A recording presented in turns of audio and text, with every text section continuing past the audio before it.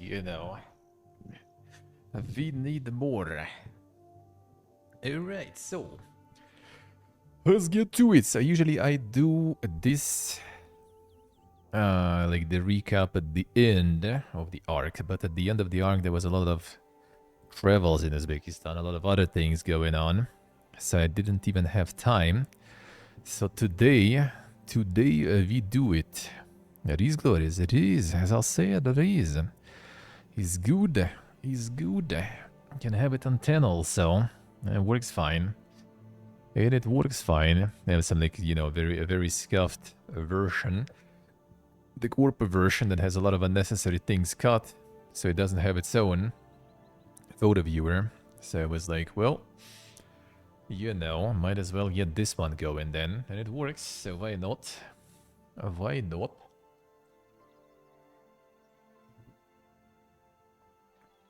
It works. That's all that matters there. Not enough time. I have tea with time, actually. That I do have. That I do have. But more time would be better. Would be better. See, this basically when we were moving for the previous time from Georgia to Uzbekistan. And the setup with suitcases didn't change. Like, this shit is mine, basically. This shit is mine. That's why I want to kind of get rid of the PC, probably get another laptop, and probably like change the microphone and everything too, because all this shit is like 4 kilo also, with all the cables and the preamps and other things. So like basically removing PC, like this audio replacement, like replacing the microphone with the hand and all the like amps, preamps, basically will weigh kind of like a laptop plus a different microphone, like the lighter one. And then like they're replacing the actual PC and keyboard and the screen. That will be probably like one suitcase just gone instantly, pretty much. Hey Jordy, hello. At least the small one for sure. Small one is like 10 kilos. PC is 10 kilos even without the GPU and without screens and other stuff. So without the PC and with the lighter microphone setup, I would already probably cut a bunch. I would be able to cut a whole bunch of luggage. There's a bunch of like some other things that I could remove. Kinda no problems. So yeah, it could be. Gaming laptops with 2-3 screens, I don't even need though. Thing is, I have like streaming laptop that I'm streaming right now and looking at right now. Hello Jody, hello, how are you doing? So I'll have 2 laptops. One for streaming, one for gaming. 2 screens, 2 keyboards. Just need 2 mice, you know, and that's it. And that's it. I would be fine. I would be fine, actually. I just kind of wonder if I would be able to get rid of one of the big suitcases. I kind of should be able to. But there's some other stuff also. Nice, Slavic, nice. Screens and cables. That's the thing with two laptops. I don't even need. Like one laptop streaming will be probably not that good. I mean, I did it for the first Armenia time here. All this time I streamed and played on the same laptop. And technically you can. Technically you can. The thing is, if I would know about this situation, I would just try to fork out more money and just get like a mega laptop, right? So I could do both streaming and gaming on one. And it would be better, like, you know, more doable. But I got like, you know, compromised version. I got 4060. So laptop 4060 is, you know, worse than desktop 4060. And 4060 is not, you know, the top tier stuff in general. Especially now. So just one laptop probably will be a little weak. So I want the second one. But that all depends if I'll be able to get rid of the PC. Because, well, not rid of it, if I manage to sell it good. Because I can't really just fork out, you know, like, oh yeah, PC just gonna wait, I just gonna fork out and get the laptop on top of that. That I cannot afford, so I need to get rid of the PC and get the laptop instead. Hopefully without paying too much extra. Hopefully without extra at all, that would be beautiful. That would be beautiful. Game with RTX house will set on fire. At 4060 actually wasn't too bad though, I have to say. Like I played Dragon's Dogma with all the DLSS and everything and other things, and everything was fine. As long as you're not going like too crazy on settings and everything. Like it's fine, even though laptop does go like brr, you know. That it does. So having two would be nice. Having two would be nice. And the second one, like the new one, the gaming one, should be like the beefy one, sorta. So we'll see. I need to think about it. The main reason is basically like right now before we moved like so far, right? We moved every like 6 months, 7 months, 8 months, you know, usually. Like Georgia was pretty much exactly 6 months. Uzbekistan was 7 months basically. Lost Armenia Arc was 8 months, I think. This one will be probably 5. In October in the middle we go already. Plan to at least. So yeah, like this kind of fine. Once per like half a year, I can handle it. Whatever.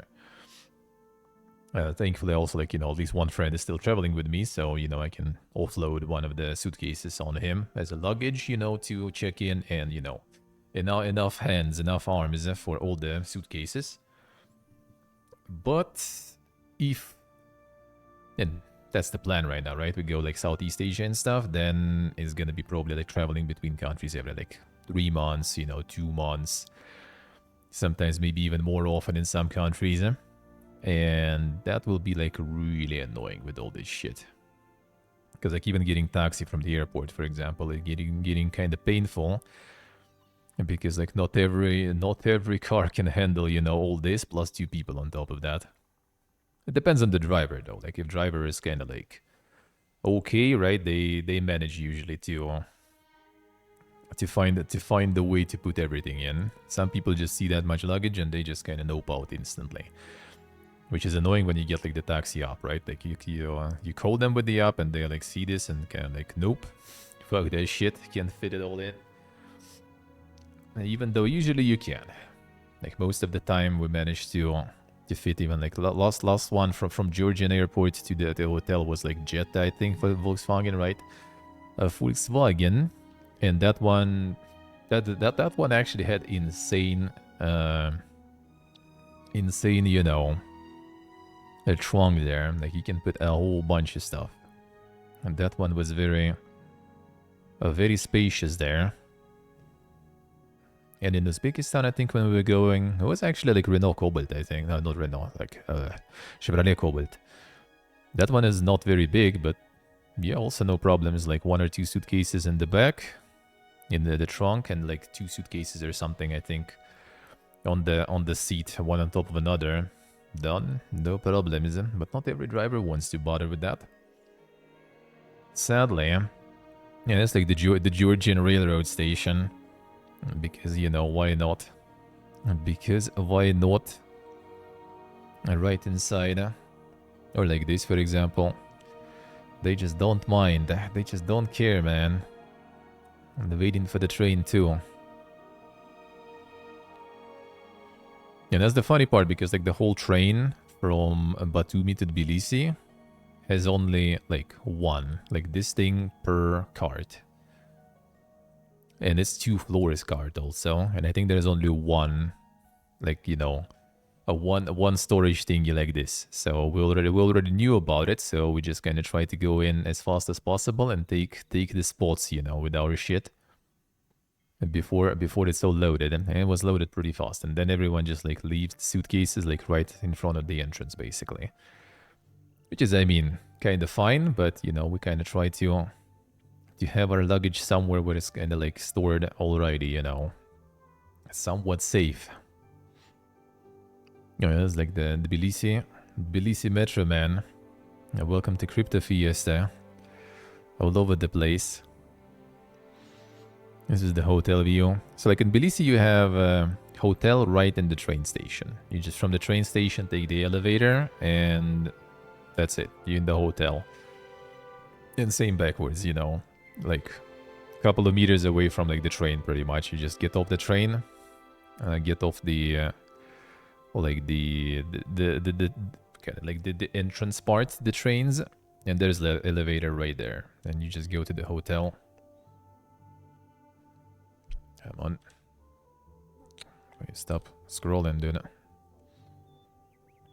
There we go. Well, you're trying to get the photo at night was not a very good idea, I guess, though. A bit blurry, huh? This one a bit better. See, this basically... was it October? I think it was October, yeah, last year. And in September, I was streaming from all these places, like where with the glowy tower and everything. I've been there, I streamed there. Overhead compartment for bags. They do, but it's like really small.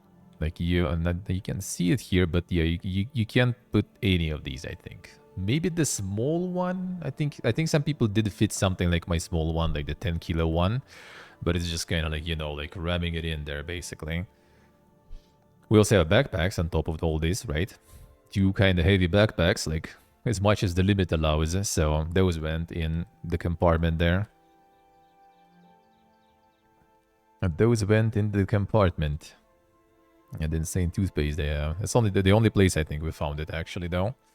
The only place they had it. And the mega toothpaste, dude.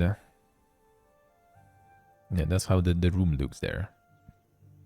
It's kind of small, but you know, if you're just like sleeping before the train or something, or after the train before you go somewhere else, it was quite nice. It was quite nice still. At least you have the balcony with the view also. Even though like in October it was already kind of, you know, fresh to sit on the balcony there. To be on the balcony. To mention we kind of arrived like 10 p.m. I think. 9 something. I think 10 mostly. And then in the morning already we needed like 11 I think a.m. was the flight already, so. Just needed to sleep. Just needed to sleep. I've been to Belize already many times there, no? The average size toothpaste, yeah. On the airport too. Yeah, the fucking Costa coffee that was overpriced as shit in the airport, which, I mean, I guess the normal stuff in the airport, but had some cash currency there still left, was like, well, might as well, you know. Might as well. I don't remember how much was it, but like 10 bucks, I think, or something, basically. Which is insane. Which is insane. You can get it like in Uzbekistan, we had it for like 3 bucks, basically. Similar size cup, I guess. 420 for a large latte? In the airport? Or you mean in general? In general, yeah, in general you can get some for 3 here. But in the airport, yep. In the airport, prices are insane. In Uzbekistan too, actually. The Uzbekistan prices are decent if you go like inside the country flights. Like if it's the airport terminal that is like for the flights inside the country, the prices there are like just like in the city, basically the same stuff. Like coffee for 3 bucks, you know, for 2.5 bucks even, you know, food is kind of cheap, so that was good. But you go international and yeah, at least as soon as you go past, you know, the passport control and the duty-free area and stuff, it's gonna be rip. Almost as expensive as Starbucks, yeah, Happy employed. Sitting in an airport cafe would be like 6 pounds, let's see.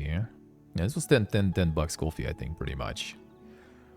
Yeah, the Uzbekistan Airways, can totally recommend, man. The top tier airways, basically. They even have the phone stand there. Insane.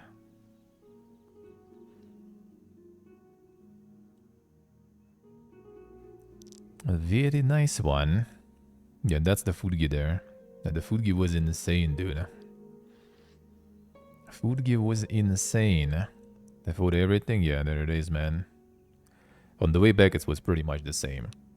Like insane food. I strongly recommend. You like airline food? That means me too. I like the plane food always.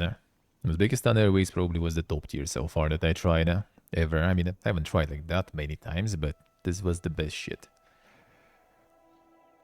Found the butter anywhere else? This is also the best butter I ever tried, dude. Like I saw the name of that one. I tried to find it in the stores in Uzbekistan. I couldn't find it there.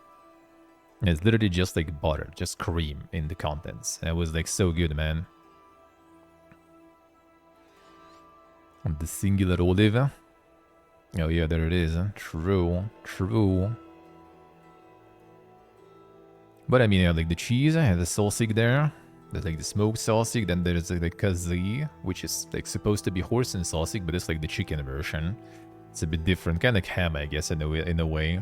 It's pretty much like your own mini like Greek salad. There's also olive oil somewhere there in the package thingy, so you can make yourself a salad if you want.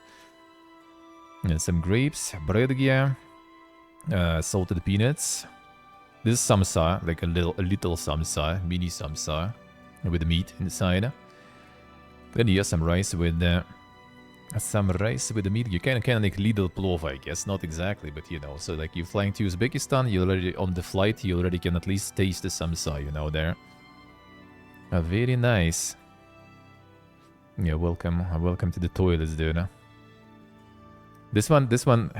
Oh man, yeah, I don't have the better one.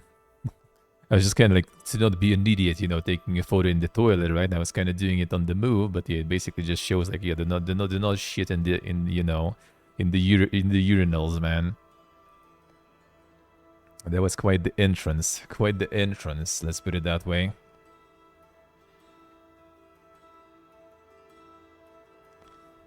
CGRDS, yeah, they ask you for the choice. You want chicken or you want beef? Or do you want the beef?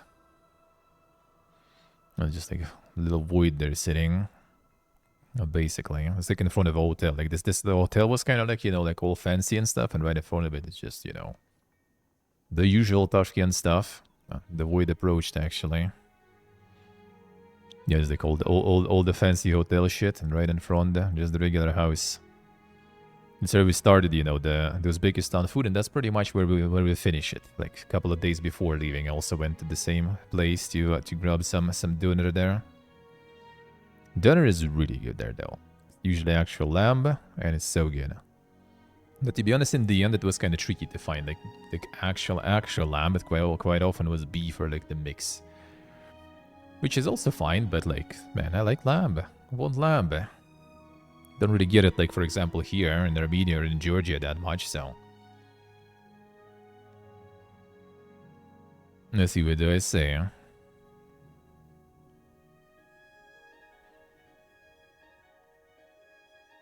True, Geordie, true. And just like the fire evacuation there. So, like, yeah, this is like the regular, kind of like a layout, I guess, of Uzbekistan, like, house. So you have like entrance, then you have like the inner garden here and everything, like inner yard, and then there's like all the rooms and everything is, you know, kind of like in the walls, sort of. So it's like a big house with the inner yard there usually. I think it's what was mostly from the fact that everything is like in Russian. Like I just arrived, so for me it was all kind of shocking. Yeah, it's like basically, oh yeah, and this is all kind of in the room of the like there was a room for something. I don't know. So like the ceilings are insanely high. And yeah, this is like the toilet is just kind of like another box inside the room. So this is like the toilet and the like bathroom ceiling. They even know their walls. Well, I mean, they just made, you know, the hotel out of it. Like, I don't know if they live there themselves, but everything became a hotel there. And just the average hotel they have there. It's actually pretty good. The breakfasts were really good in this one. Yeah, this like, you know, nothing there. Could make like a second floor there or something, you know, put another bed in. They missing, you know, opportunities, dude. To have more space. Yeah, that's like the window in the inner yard. Oh yeah, the security. Obviously in Tbilisi they also checked my shit, even though they didn't call for me or anything. In Uzbekistan that was a way more dink. Oh yeah, that's new, and that's the apartment we had in Uzbekistan. When we're just moving in. Just moving in. Yeah, window, yeah, exactly. That's where I was sitting, that's where my setup was. This beautiful window that was making me suffer the whole winter because it was too fucking cold. Yeah, that's where I basically was sitting all the time in Uzbekistan. Was sleeping there also first because it was supposed to be 3 of us, but then one guy left and I went to live in his room, and that was my view pretty much from my streaming setup all the time. So whenever friends going to like get something from the fridge or something, I was just sitting there watching. I was just sitting there watching it from the balcony. From here, there was like a passage in the corridor. I did a stream also with this one. Of the apartment tour, like we're gonna do today, pretty much.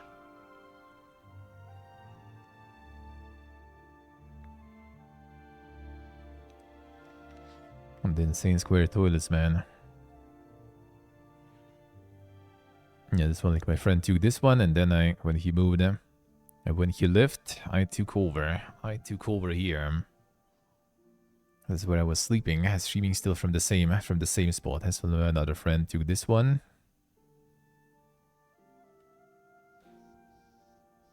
And the square toilets, yeah.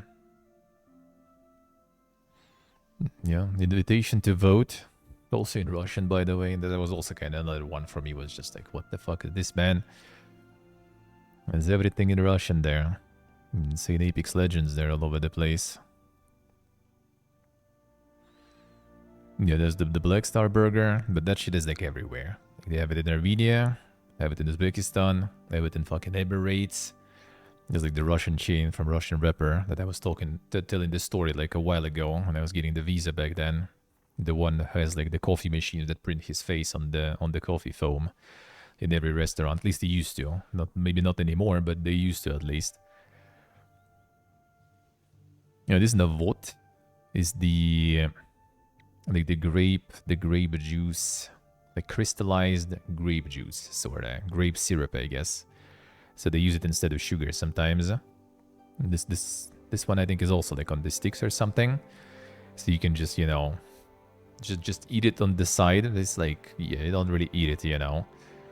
It's very crunchy, I guess. Or you can just like drop it in your tea or something, just to make it sweeter. It has like a little bit of this kind of like raisin taste to it a little, that is kind of like adding to the tea. It's actually kind of cool. I'm like, I regret that we didn't take any with us. I wasn't really like eating it a lot. We didn't have it at home because I don't really eat sugar, right?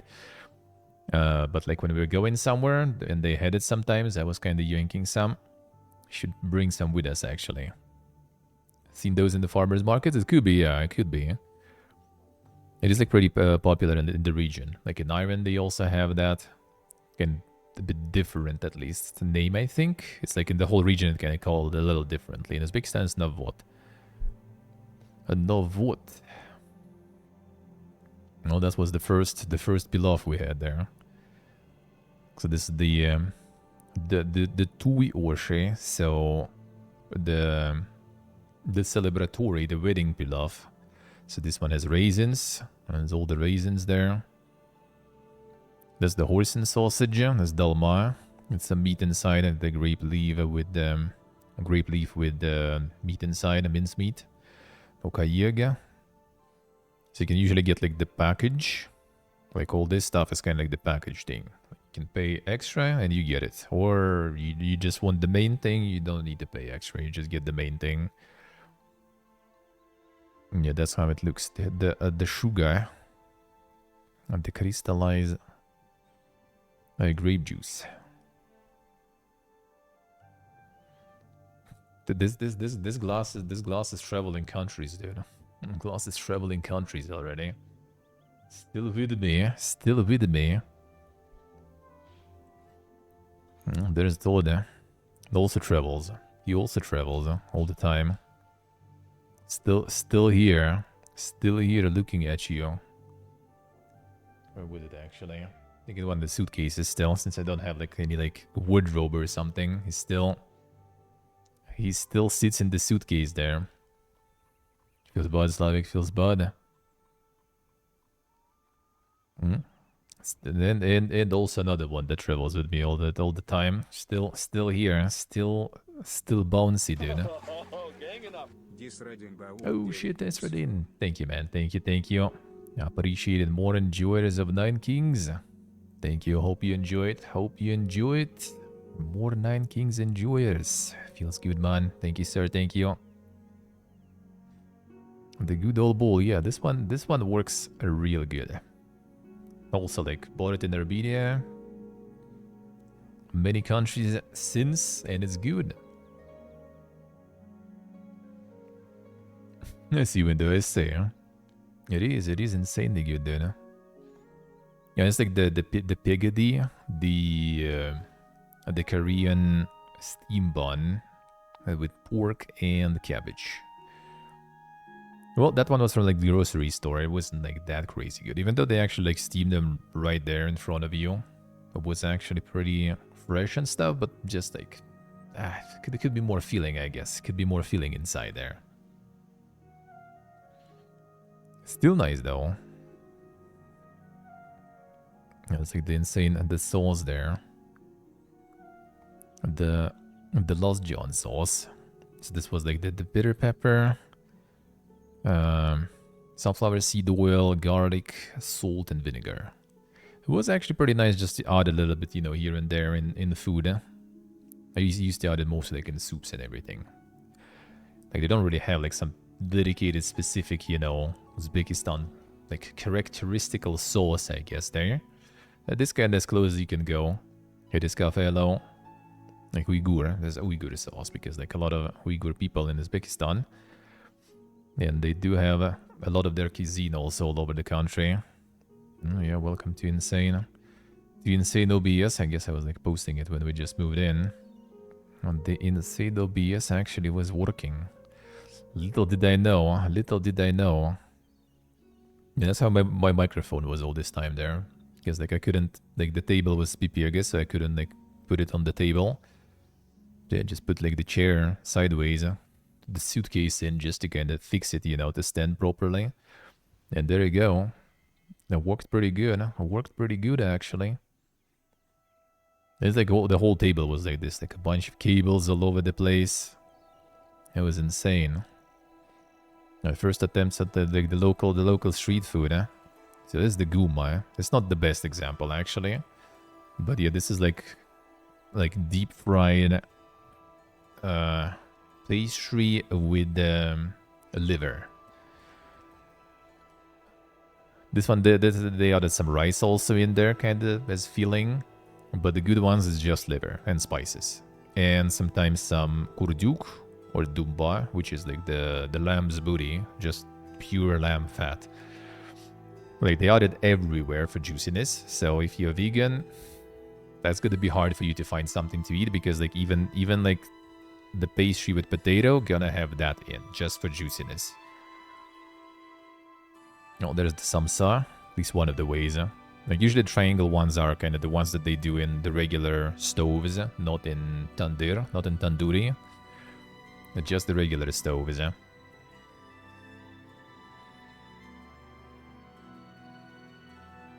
Into the sauce foods that contain mushrooms. What kind of mushrooms? What kind of mushrooms? Yeah, that's how like my friend like that's the one who couldn't handle anymore and left because it was too cold. Like that was like still probably October, maybe. Yeah, I see the dev. I see. Now they don't really actually use mushrooms that much. It's not really that traditional in Uzbekistan. I mean, it's fucking desert. There's not a lot of mushrooms there whatsoever. It's too dry. But since it's Asia also, they do have a lot of like, you know, kind of like characteristical for Korean cuisine mushrooms there and for Japan, like for Asian cuisine mushrooms pretty much. Some of the wooden mushrooms and stuff like that you can find there. You can find some of that there. Yeah, that's the local dessert there, the chok chok.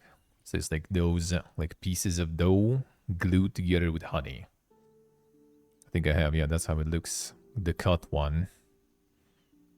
I was like going ham at it like in the beginning, but then after like a month or two I would already like I couldn't anymore. I couldn't anymore. I haven't ate them since pretty much. I got kind of tired, but it's like super simple, pretty cheap, then it's really nice, really tasty. Got some tangerines there and everything, mandarins, the small ones. That's how they sell them there even. Yeah, very small. Pretty tasty though. Yeah, the One Price Coffee is basically also like another coffee chain from Moscow. So they have that shit there too. Yeah, and this is the insane donor stuff you can get there. And nearby. This was supposed to be rice here, but they were out of rice, so they were like, oh, you guys don't mind we just put like more fries in. I'm like, bro, feel free. I'm okay with that, absolutely. I'm absolutely fine with more fries there. Oh yeah, and this is the instant noodles that we were just like consuming like crazy while there, pretty much. It's from Kyrgyzstan. The Kyrgyzstan instant noodles. Well, these are not that instant. But you could actually just make them with like the boiling water, but I was kind of usually like still kind of cooking them a little bit and adding some other stuff to improve the taste. Okay, this one is beshbarmak. This is the dish I ate in Kyrgyzstan on stream actually. So they have inside there is like the bag with like kind of it's like fat, sort of lamb fat even, or like beef fat, not so sure. Like it smells kind of like the lamb one, like, you know, potent one, I guess, let's put it that way. You add it in there and it's like, it's actually like pretty good complete dish, and the price is like 50 cents or something of this shit. So we had a bunch of that. I think I have some photos of that somewhere. No, this is the doner we got there, a little more like classic one. They call them lavash for some reason there. It's like if you like the doner usually is something else, but this is like the lavash, which lavash is the name of the flatbread in general, but they call like the whole dish lavash. Just kind of the local nuances, you know. I think it was just oranges we got. I think so. Some Chinese oranges, eh? Every single one in the individual package, you know. That's when it started to get kind of... that's when they started turning the heating on. So it started... the windows were starting already to kind of go all sweaty, and then they started freezing at night. So my friend already was like suffering even more. That's like insane local highway. I think it's like the Circle Road.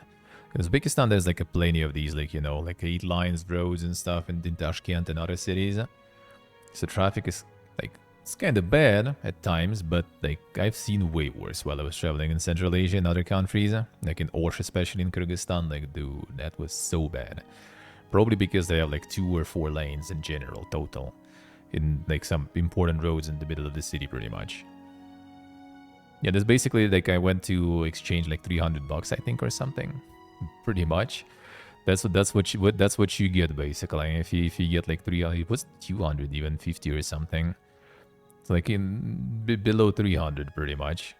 That's what you get. That's what you get. So prepare some big, you know, some big wallets there. So this is like 1 kilo. This is 1 kilo of plov, and that was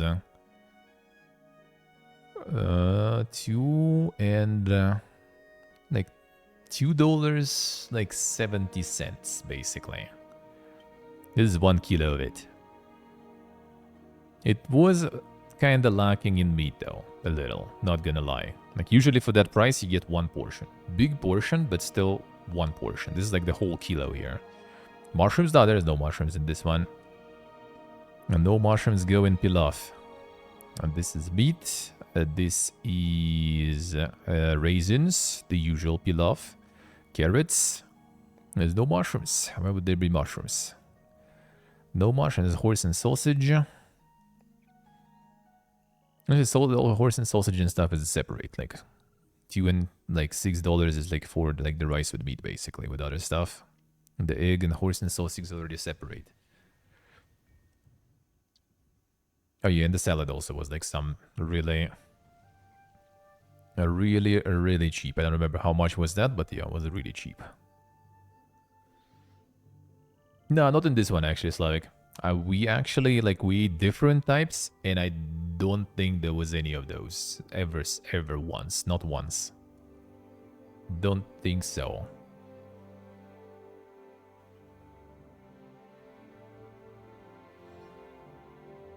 Siglo, as I say, huh? Hidden hummus, I say, huh? Fake plov, like the most popular, the tuyoshi, which is this one also, for example, you know, no berberries there whatsoever. In Fergana, there was none. The Fergana, the only difference in Fergana, they use different, like, dark rice, the devzira rice. Samarkand, nope. Chayhana pilaf, no berberries there whatsoever, so nope. Maybe in some like very local, some version in some region, maybe, but yeah, I haven't seen that even. As the usual local bread, yeah. to the supermarket even, I think. And just go in and grab, yeah, it's macro. That's one. They have their logo printed in. Yeah, can just go in the morning, get yourself some fresh bread like that. Which is kind of weird sometimes because it's like right from the tandoor, the tandoori oven, and they have bags that are plastic. Sometimes you can like, oh shit, this like hot right from it. You just like throw it in the bag and you see like, bro, the bag starts melting pretty much. Like that doesn't sound good. It doesn't sound good. Yeah, this bread is super nice. This like so far. Probably this Uzbekistan bread in general, not maybe this in particular. Even though for supermarket bread that was really good, I have to say. For supermarket bread that was really good. Yeah, this is the Uyghur cafe. Well, they call that like Dungan. So like Dungan is basically how in Soviet times they were calling all the kind of like Chinese-speaking Muslims in the country, from what I gathered. So it's like not only Uyghur, they have like a bunch of other ones. But yeah, it's called Dungan. So they call themselves Dungan, yeah. The Dungan. Yeah, they had the menu here. It's gone now. I guess they kind of like reworking some stuff. So no more menu there. And you get the complimentary tea. When you order something, you just get like a kettle of tea. Because why not? Yeah, that's the spot. I streamed from this one also on like one of the last, on Monday actually when we were leaving, like what it was already a week and a half ago. And all the menu, no English though. Yeah, service 15%. That's like standard in Uzbekistan actually, but they don't take any like no tips, nothing. Just like service already included. That's it. And that's what you get. Some like of their like handmade, homemade noodles, like the stretchy ones, the stretched ones. You can actually hear how they make them in the kitchen. And some are like chopped noodles that you also can hear when they're making that. Very good stuff. Have all the like the noob tools. If you can't sticks, they all already waiting for you there if you want. And the ramen sort of in a way, yeah. More cats chilling. Uzbekistan was the land of cats. This here, for example, is the land of dogs. There's like too many fucking dogs. We have actually like 2 huskies here nearby. Living, looks like somewhere. Well, living outside, I guess. But we saw them already like a couple of times here.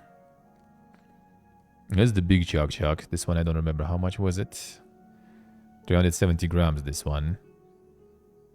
Also with some like raisins thrown in for some reason. Not sure why. But I guess the bonus if you get, the bulk. There's another Uyghur restaurant there.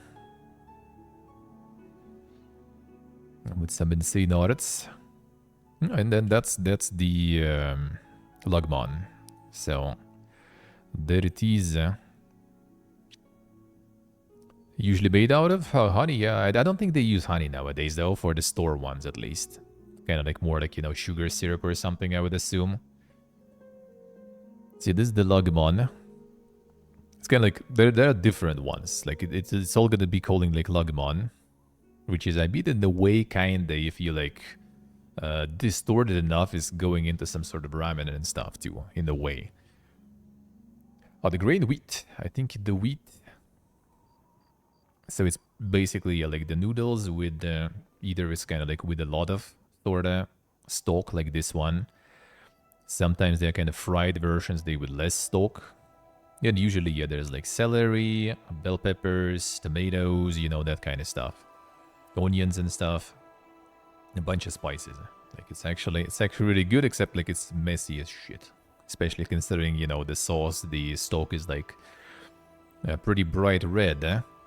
And when you try to eat those noodles, sometimes it flies all over the place, so I gotta be careful with that. That's how the plov usually looks there. It's like literally like on the marketplace. Just like like they went to like small bazaar, and there nearby you can just like go and eat some plov like that. If it's around noon. If it's like past noon, past 1 p.m., you're probably not gonna find any. Like when this one is over, they're not cooking anymore. That's it. Like they started in the morning, and during the day around noon, everything gets eaten. But they have a lot of spots though all over the place. They have a lot of spots all over the place. Right, this one was where actually? Is I think just Shurpa here? I don't think it was anything like fancy I had here. Which place we went here? Yeah, I think it's just the basic Shurpa pretty much. Yeah, so you have like the chunk of potato there. Like usually just like half a potato or something. Huge chunk of carrot and a huge chunk of meat. And that's it. And like all this stuff is, like floating here, it's again the lamb booty fat. The kurduk, dumba. They just chop it and throw it in also for the more juiciness though. That's pretty much it. I just don't remember. Didn't they throw like fucking raisins in? I don't think so. Or is it? Could be actually. Some other berries or something. I wouldn't be surprised though. Yeah, that's our supply of the instant noodles. That's actually kind of not the peak time of this supply. I think there was more. I think there was more later. It's already when autumn arrived now. So we went to the different spot. This is the samsa. This is already samsa made in tandoor. Though not in the oven, but properly made samsa, how it looks. And the droplets over there. This is the fried lagman. So it's also called lagman, just like this like soup looking thingy. But this is like the fried version. So this one already not soup, you know. This one is already not soup, but contents are pretty much the same. So it's like celery, bell pepper, you know, tomato, onion, the noodles and meat. That's it. The Tashkent Metro. I think when I went for the postcards, yeah, I got myself the insane transport card. You can get this one and like metro, bus everywhere. And the price is like 20 cents, I think, for a ride. No, wait, not 20 cents actually, like 15 cents or something for like one ride. Like anywhere. Bus, metro, whatever you want. Like the massive circle road there again, as you can see. Like five lanes one way. And the funny part, when you get to the post office, thinking they're like in the distance, and you get to the post office, you cross this without any traffic light. And you actually can. Like the drivers in Uzbekistan after like Georgia, after Armenia, like bro. Like you step on the road, they're gonna stop. Like the police is all over the place there on the road, so they're not fucking around. Well, still obviously need to be careful, just in case, you know, idiots always present, but yeah, it's like, it's really good, especially on the contrast after the previous countries we've been. You can actually cross it all, no problems. Yeah, there's the BYD salon. They have like a shitload of electric cars. Chinese electrics are insane, they're mostly BYD. I think they manufacture them there in Uzbekistan, so they have plenty of them. A lot of them, they're all over the place. Oh, yeah, well, that's basically kind of like the transliteration here. The Biasnoy hot dog, which is like the meat hot dog, basically. And they just wrote it that way. True ship, true. Yeah, that's the kebab box they have there. Like doner box, usually. Yeah. Was doner box or the kebab box actually called? I don't remember. So like the one I showed before, like the plate thingy, right? The different sections. This is basically they just like mix all of that together in the box, and that's it. And it's actually pretty good though. It actually is pretty good. So there's like some rice there, some fries there, obviously dinner, some sauce, yeah, tomato. I think mostly just kind of on top of it, and salad, like kind of coleslaw, I guess, in a way. Still into the see. And this is like $3 usually. A bit more than $3. Yeah, like buy something in supermarket, get like, you know, figurines. So the whole collection of these fucking figurines there on the fridge, just chilling.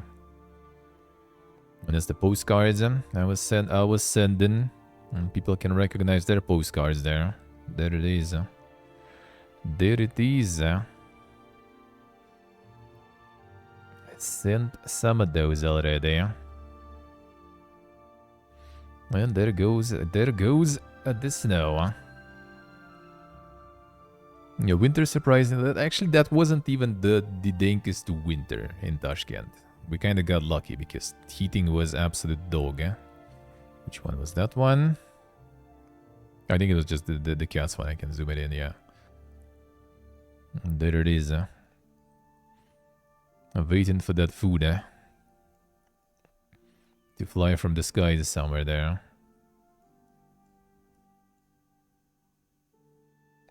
Yes, yeah, that's what I see, yeah. Yeah, so this one is... what was the name of this one? Man. Did I forget? How could I forget? Was it Tandoor Kebab? Tandoor is something, man. I forgot. I think it was Tandoor Kebab, though. It's like it's pretty much like made in tandoor, I guess. That's all that means. So like you order this, you just get like some fried potato there, and a bunch of like lamb in like super soft lamb, pretty much. That's how it goes. Huh? Holy, that meant the dev going home. Thank you, sir. Thank you, man. Thank you. That's a lot of gifties, Bon. Appreciate it. Thank you, sir. Thank you. I'm dropping the big one. Haven't done that in a while. Thank you, man. Appreciate it. Thank you, sir. That's a big boy. Thank you, man. Thank you. Thank you, sir. Yeah, so this is like the cult of the Canada sausages there. The chicken winners from Canada. They have them in the freezer in the supermarket. They have a shitload of them here in Armenia too. But they only sell OG here. Only OG Canadian chicken winners basically. In Uzbekistan, they sell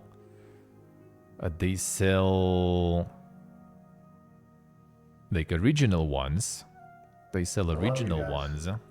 No interfering. Nah, it's all good. Gonna return to normal soon. But on top of original ones, they have like the local manufacturers making their own Canadian sausages. I don't know. I guess like people like on an ex-Soviet like space like those so much that they just even made the local rip-offs of those. And here in Armenia, they use them everywhere. Like the Canadian sausages, they're usually in the freezer, even thingy, not in like not fresh, but in the freezer. Again, not bad in terms of taste, but like you get tired of that taste a lot, pretty fast, and then you just like get something with sausages in, and it's gonna be probably those sausages, and you recognize the taste instantly.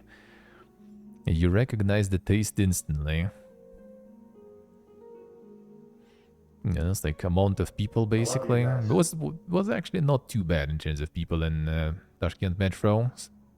All the times I was going, it wasn't too bad. I love you guys. It wasn't actually too bad. Like when it's getting like peak hours, I think it's like every minute I think is the train. So like a lot of people kind of packing in, but it kind of all goes pretty fast. On the dink metro stations. I love you guys. And decorations. Yes, the Hamid El Mjon one. I love you guys.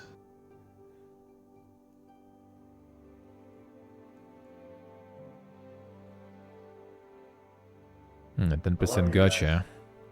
Yeah, so like the gacha means like until, or like before, I guess. Up to. So it's like up to 10% pretty much. So it's like the gacha is the word is in many places there, you can see usually. Oh yeah, the first batch of the postcards going in. And that was December, I think. That was December.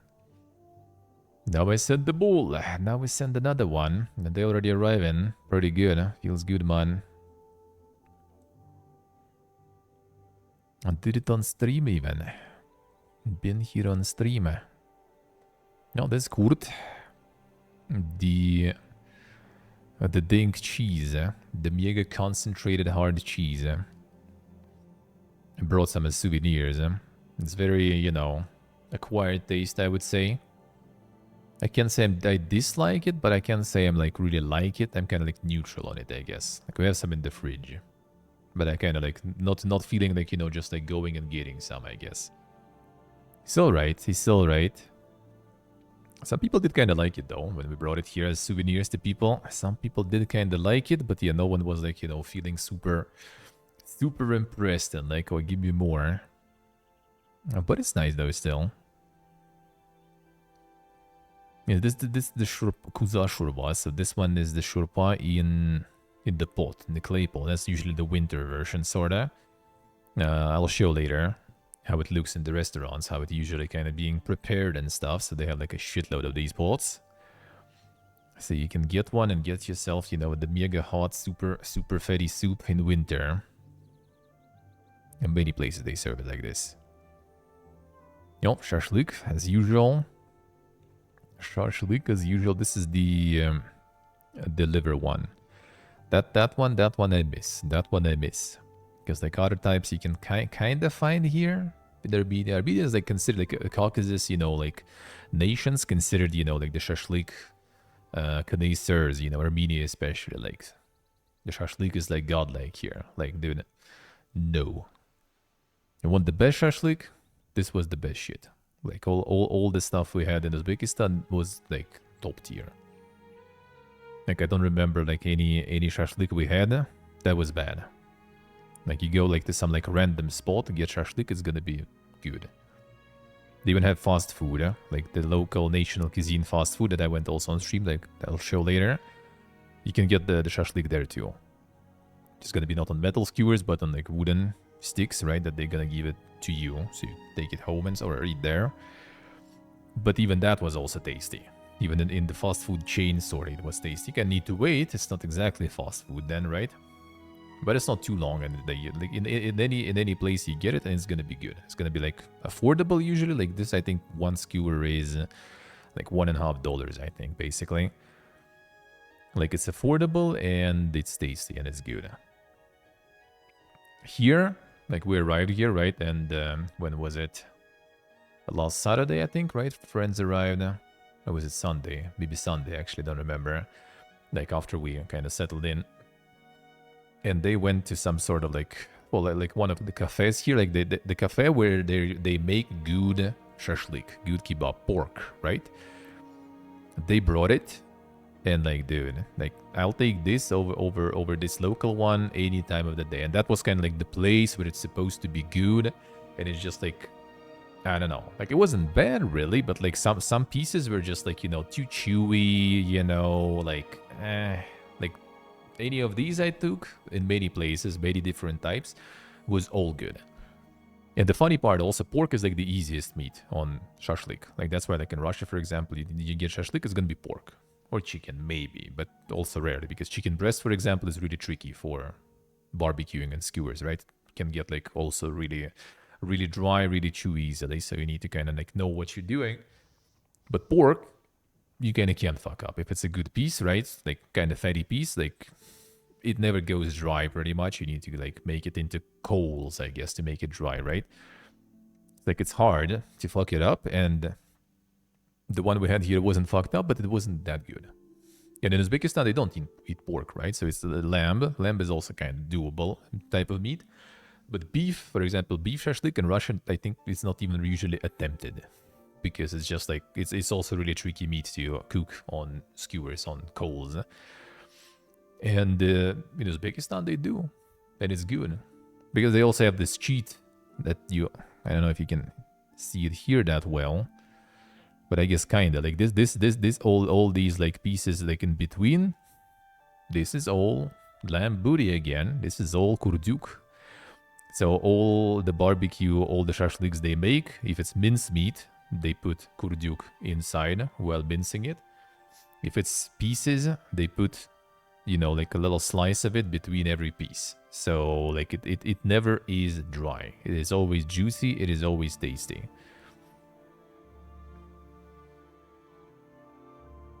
Similar to yakitori, I say.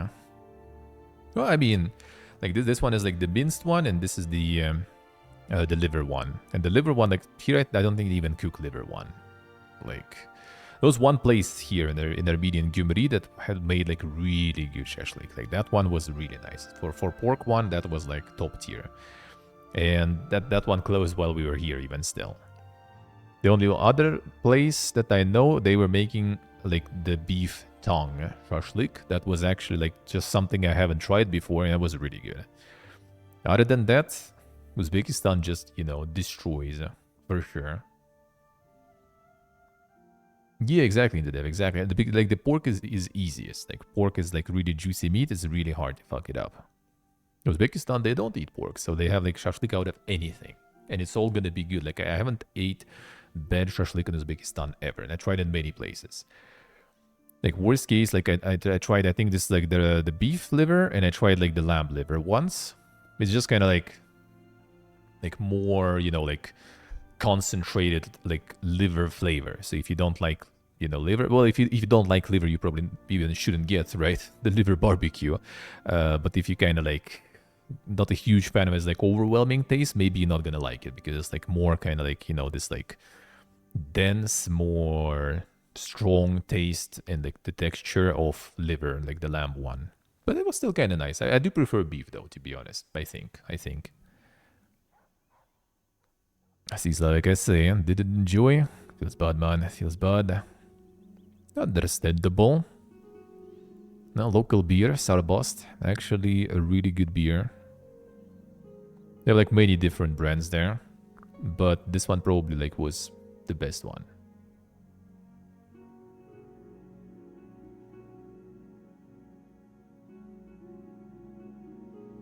You see the device. See. Well, I mean, like fuck up. I mean, like obviously you can make it like not tasty and stuff, but it's hard to like, you know, terminally fuck it up. Like to make like completely dry and chewy barbecue with pork. Like, I don't think I tried ever.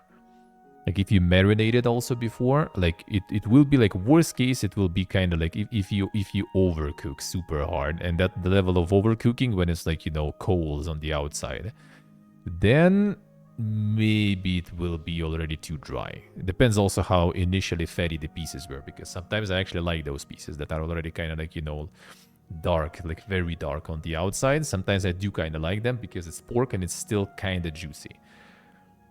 Like with beef or something, or chicken breast, for example, like you don't need to like make it dark or something. Just a little, like a few minutes more than supposed to, and it's all gone. It's all dry. It's all shit completely.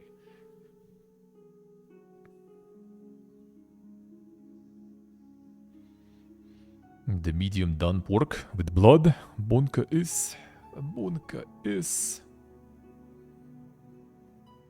See, like completely, you know, like even if it will be like, you know, like well done pork, for example, I don't really mind. Especially with like some sauce and stuff, it still might be tasty. So like pork barbecue, I eat many different types and made myself many different types, and yeah, I do think. Well, I mean, it depends on the taste, right? If you like it, like, you know, with blood somehow or something, yeah. Then maybe you can say everything else is like bad. For me, it's kind of like different standards, I guess, of quality. Like if it's completely dry, then it's bad. And to make pork completely dry, you need to burn that shit really hard. With beef and everything else, it's way easier. And pork, even like when it kind of like already dry-ish, it's still kind of like you can bite it, you can chew it. If it's beef, that will be kind of hard. That will be kind of hard already. See the dev, I say. That's the big boy there too with Sarbast. Uzbekistan finest beer. Well, typical corridors of the bureaucratic shit. The usual, same everywhere. Been there multiple times there. I think don't need any bureaucracy, I think, pretty much here in Armenia though this time. See the dev, I say. Guys went like the local Vietnamese place. So some of the spring rolls. Some of the dink rolls in this like the rice paper, just boiled ones. Look like some sort of like seafood really here. Even though I think it was with some seafood inside. No, the good old phobo. It's like my friend is like huge fan of phobo, so that's why we went there. It's on top fried onions, I think. So we went this place just because he wanted phobo. I'm like in Uzbekistan, I didn't really feel the urge, but I mean it was alright. It was alright. The usual, nothing super special. The usual stuff, huh? The El Toro bowls, the camel bowls. I've won some bowls. There it is. That was even like in the beer store or something. I don't know why would you have a candy there, but I don't know. Maybe some people do buy it somehow in the beer store. The Charisma Sutri with me. Well, next time it's gonna be up already, I guess, in like Thailand, if everything goes according to plan. Actually, maybe already even gonna be another destination. We'll see. We'll see. More pilaf. This one was... Oh yeah, there was like the Bukhara, I think, place close to us. This probably was like one of the best plovs we ate. That was actually kind of close to us. It was a little overpriced compared to other places, so we didn't really go there much, like twice, I guess. But I think that was like, you know, the content of meat was just like, oof, this was the best place. And samsa also they have there. And this kind of samsa. But this one, I'm not sure. I think this one is also in the oven. But this one had like, this one is with juice inside also. Like this one is really juicy. Like you start eating and it's like a mess there already. Yeah, the sauce usually is like just plain kind of tomato with a little bit of spices and like garlic, and it's really liquid sauce. Now, they don't dip in the sauce, they just pour sauce on top of things. That's pretty much how it works. So always with samsa, you get yourself like this kind of sauce, you just like pour it over. Some food at home. After all the dankness, and some food not at home. This also different type of shorpa again, in some different place. All this floating again. The good old lamb booty there. To make it even more fatty. The stock is insane in those soups, like dude. The stock alone you can eat already. And without, you know, anything else in. But everything else in is also really good though. Oh yeah, this is the Napoleon shashlik here. Well, it looks like Napoleon when it's like still raw. Like here you can't really see it, but yeah, it's like it's a thin slice of meat with a thin slice of a lamb booty fat, and it just kind of goes like this, you know, like all length like this here. It's really this shit is really nice. Like it's so juicy, it's insane. More plov. I said, I think, again, in the same place. Oh, yeah, that was in the same place. I got, like, a small portion, actually, here of plov. And this was balazar. So it's kind of like also shurpa with the chickpeas. So, with a lot of chickpeas, I think, and stuff. So it's basically just kind of like fatty stock with a bunch of chickpeas in and with meat. If you like that kind of... if you like chickpeas, that's kind of nice. This is the alot samsa. So this is like the samsa like wrapped into the flatbread and cooked like that. That's like different type of samsa pretty much. More Chinese place, the Uyghur place with all the noodles. I've been there like quite a lot. My friend was also going there just to take like, you know, to get that takeaway. Forgotten food, oh, like in Uzbekistan is everywhere. The chickpeas everywhere. Here, less, but kind of common. Like, for example, in some beer stores, you can get, like, the bags with, like, marinated chickpeas. Kind of like the beer snack. I tried it. It's actually pretty nice. Wouldn't say it's would be my go-to snack with beer, but it was actually kind of alrighty. And the insane odds. All over the metro passage. Yeah, this is Minor. This is not some Doctor Disrespect destination, you know. This Minor, which is Minaret, basically. And there is the Minora Mosque on top of that, so that's why the metro station called Minora. Yeah, this what I like about the Uzbekistan metro. They don't hide those. Like in Moscow metro, they like you can't really see them. They kind of like try to you kind of like hide them between things. But yeah, in Uzbekistan, yeah, there you go. There's just like Metro 2033 for you right there. Just casually walking through. No problems. This is like 31st of December, I think. Yeah, this is the local fast food chain. I had that on stream too. The club sandwich, it's called. This one was like really good. The one I got on stream had like the bread felt like a little stale already there. This one was just like, dude, this was so good. It's also like $3 basically. So good.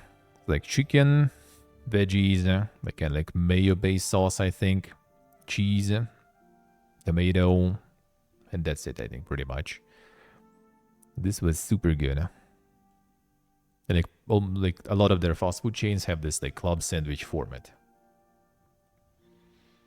Yeah, it was the New Year's Friedge, man.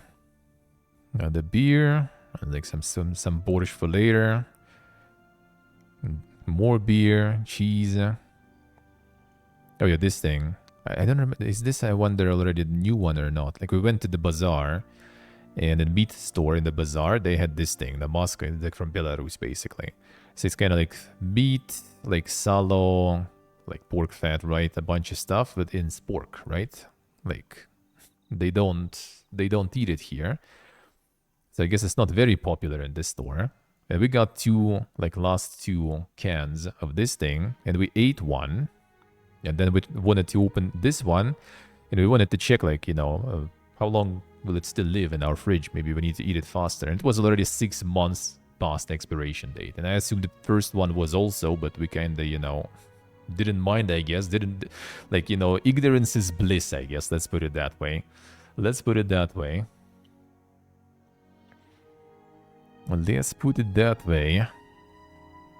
Yeah, the kimchi, they were eating a lot there. A bunch of like salads we got, yeah, I think from the supermarket. Like the grocery store, like food there is insanely good. Like the grocery store we had nearby where we were going, it was so good, dude. All the salads, everything was amazing. Like I'm gonna miss that shit a lot. Yeah, the classic Soviet New Year. All the cheese, all the chicken, onion, and potato. There it is.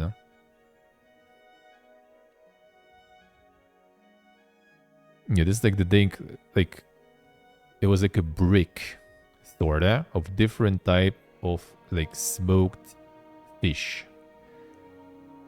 Like, I don't remember exactly this one. Even the Russian name I don't remember. But this is like the smoked tuna, which I haven't tried before, and it actually was kind of good. Smoked, I think, trout or something.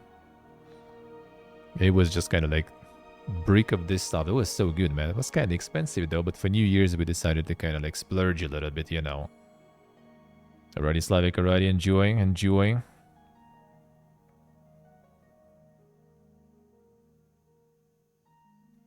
Some Hugarden that was there. There it is.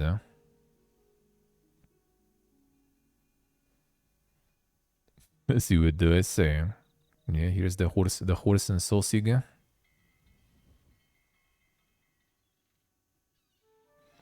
And Chinese pomelo. That's how they sell them. In the separate bags and everything. That's when I got my new lights from Arigato. Still here. And there's the lotsam supplies there. Hadjana Sridin. And that's Bukhara. I can recognize now. There's a Bukhara. A Belgian beer invention. Yeah, Hugarden is good. This Mompar. So that's basically kind of like Lagemon that I showed before, right? But instead of like noodles, the long stuff, they use... I kind of need to show, but you can't see because I guess it's all kind of at the bottom here. It's like small noodles, kind of like vermicelli and stuff, right? but it's formed as like a small, flat, thin squares. So it's like a whole lot of them there. But yeah, I guess they all kind of like inside they're deep, so you can see here. There's also Uyghur cuisine. Monty, the steamed dumplings, which also kind of considered Uyghur cuisine. Very nice stuff. Monty is really good. Like difference with like regular dumplings like in Russia, in like Khinkali in Georgia, for example, they use mincemeat. This is chopped meat. So like you eat it, you kind of, it's meat, man, you know. Like I like the regular dumplings and I like the Khinkali, for example, in Georgia, but this stuff is like hits differently, you know. And it's lamb, so that also hits differently. With the lamb booty fat as usual too, so very juicy.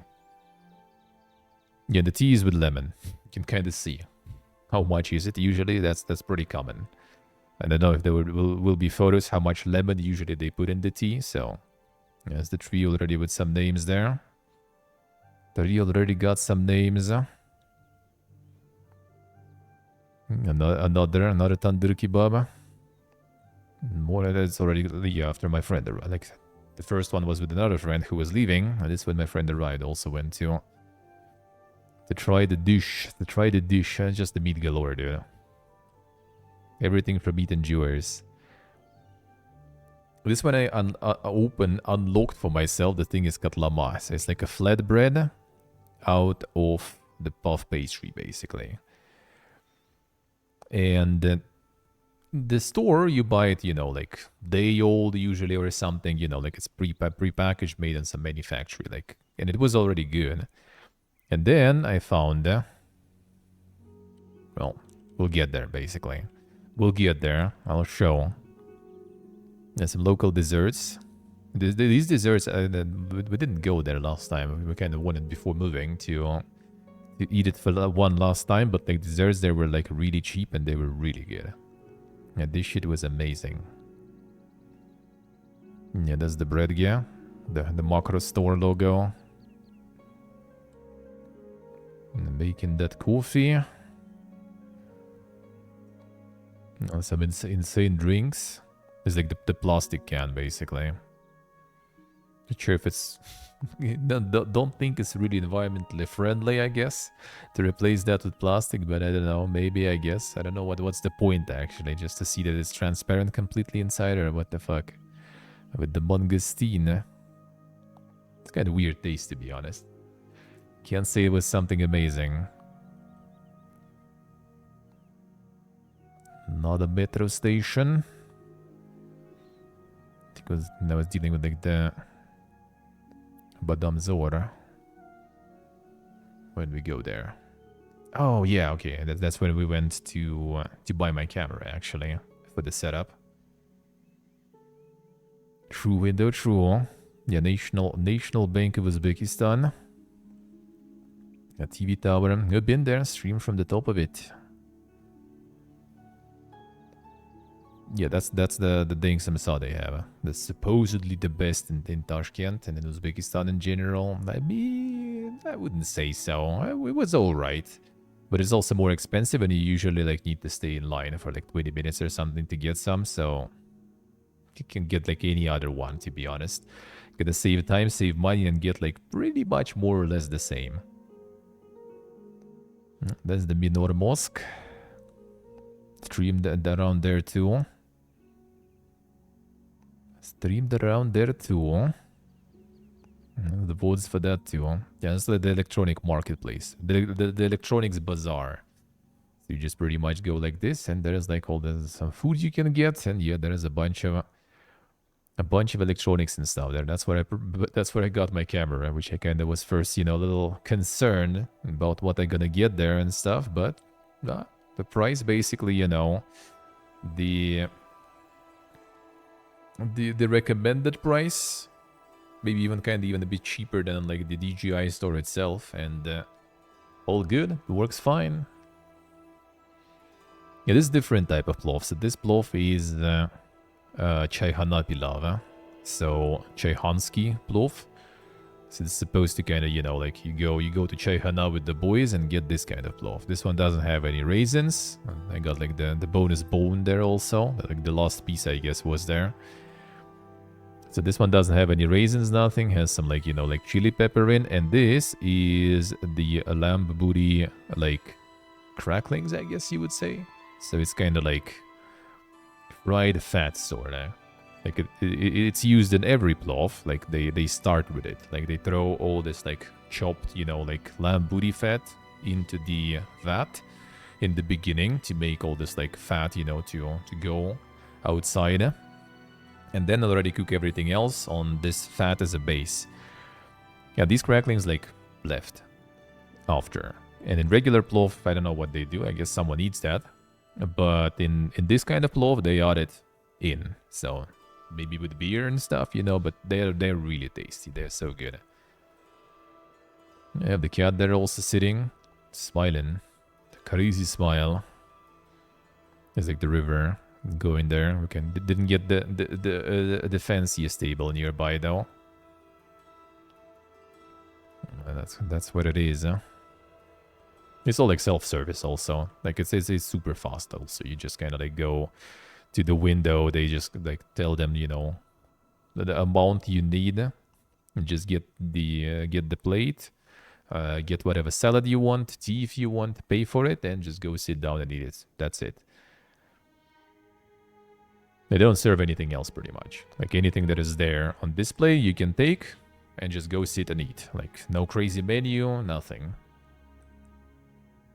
The Chinese tea is kind of alright in the end. I don't know if it actually like replaces the Coca-Cola for them and stuff. A bit different type. That was alright. It was alright. It was tea, you know. Like I would rather just make some tea, to be honest, than drinking this. To be quite honest, just would rather make some fresh one. It was alright though, yeah. No, the camera arrived. Feels good. That camera is actually the step up. Yeah, now this is already the peak of our, you know, hobo supply. This is all like this Insta noodles here and this Insta mash, I think there.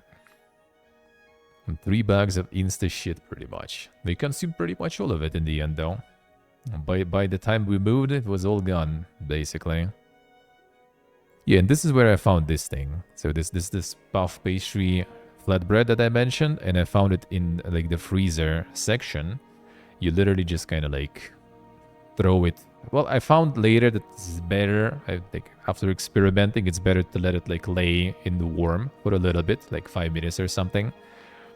And then you just like throw it in on the pan with oil, kind of medium heat, maybe a bit higher than medium, and like, dude, this shit is so good. Like, well, that was first attempt, I think. A little kind of maybe burnt. But like, that shit is so good. This one is with onion already inside. Like, I miss this shit. That was like perfect breakfast, dude. If you kind of like feeling like some more, sometimes I was just kind of like after cooking it, maybe a little less, just like getting some like sausage, some cheese on top, you know, some sauce, and just like putting it in the microwave for a little longer. That was like meaty pizza, basically. Like, dude, so good. Yeah, I see, Axel, I see. And the Insane Elgato lights. Feels good. Yeah, you can buy dinner kebab in the freezer section too. There it is, man. Just refrigerated, just frozen for you, man. The Insane Kazakhstan chocolate. And the grocery store. It's like different. Like they have like all the different types of noodles and everything in this soup. I tried like a bunch of stuff from their menu there in the Uyghur restaurant. Not all of it though, not all of it. Far from it. The menu is huge there. But a lot of things are kind of too similar. Some things kind of priced weirdly also. For no reason at all. Okay, I think this one is... is it? I wonder if... no, this one is something better probably. I guess I didn't take a photo of Wendy's burger. Like, that one was, like, so fucking bad. Holy shit. The only time we tried Wendy's there, and, yeah. Never again anymore. Like after what it was in Georgia, for example, like in Uzbekistan, Wendy's is like, I don't know, those patties were awful.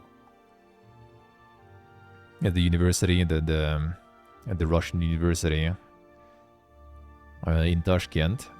I will like pass that one on stream also on Monday, I think. And more plov. Yeah, this plov is on the flaxseed oil.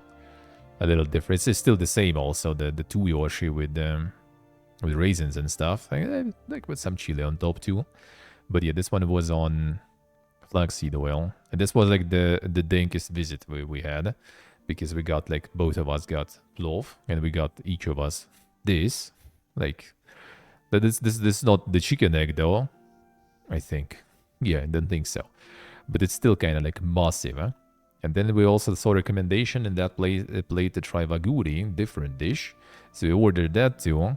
And we got this on top of that for two of us. It's like a kilo of meat also. So like, dude, we were just like crawling out of that restaurant in the end. But it was really good. So it's just kind of like these like pieces of lamb that's supposed to be kind of like chips, I guess, or something. Also like the snack for the company, you know, when you like drink some beer or something with the boys, and you just kind of like have those like little cuts with bones and without bones, just kind of like to chew when you drink some beer and stuff. It was really nice. It was really nice. It was meat overdose, not food overdose in general. Yeah, found some salo, some pork fat there. There it is. No problemos. And the lady who was cutting the piece, though, like, we're treating it as it's like, you know, some like nuclear waste there or something. This is a Chinese place, the marinated potato salad. So it's like the raw potato, all of it. And this shit costs more than like the noodles like this, like 25% more. For the fucking raw potato. So, why? Why? It is not completely raw. It is a little kind of pickled. Like, it's kind of dressed, rather. Not even, like, super pickled. Just kind of dressed and, like, left in the dressing, I guess, for some time. It does taste like the raw potato. But, yeah. Also tastes like the dressing. It was actually nice, though. Like, the dressing is good. I like that. Like, they use that dressing in some other dishes too, though. Not necessarily to do it with raw potatoes. But yeah, it was nice. It was really nice. Surprisingly, I did like this. Surprisingly, I did like the raw potatoes. We had tried them before, completely raw. But yeah, that's totally better. There's another like Monday gave me. So, just get a bunch of these mega noodles. And get like this. Like other time when I ordered that, like dude kind of like mixed everything himself before serving it to me, kind of like on the go sorta. But yeah, that was kind of tricky, dude. That was kind of tricky. Oh yeah, baozi, the steam bun, This one also I think like with cabbage and pork or just cabbage. I don't remember. I think cabbage and pork both.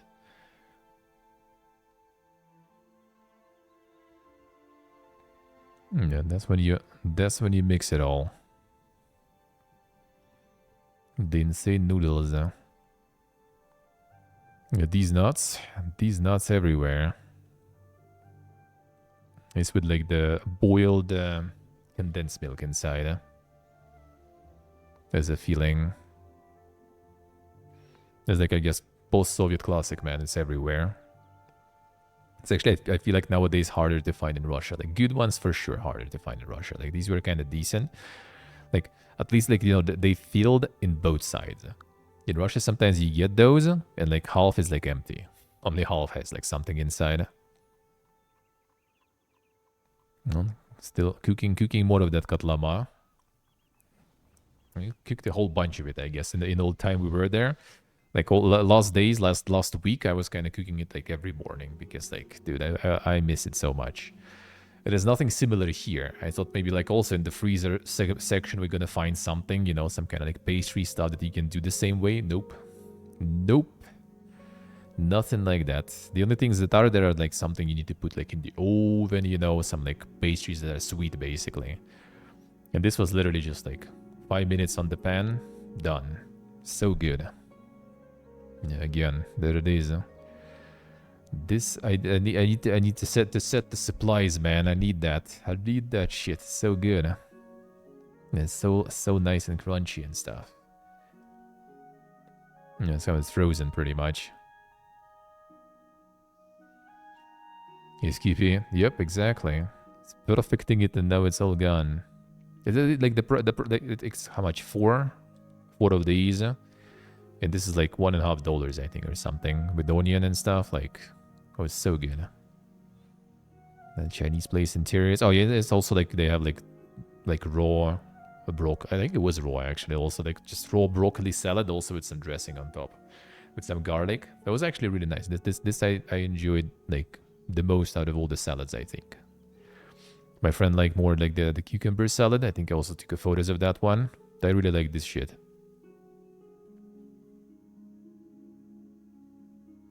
I see window, I see. Like, and like in many of these like smaller countries, like the corporate stuff is still, you know, trying. Let's put it that way. Like even the corporate things you get, quite often they are like, you read the contents and it's like, dude, there's good shit here. Like I read anything like at home, and it's like, you know, it's a whole paragraph of shit right there. Like we went also today to the store, like, oh, let's get some butter too. Like they do have like spread, for example, right? You read what's written on the spread and it's like, okay, yeah, I kind of maybe don't want to eat that. But you pick the butter, you look at it and it's like cream. That's it. Or like milk, you know, done, nothing else.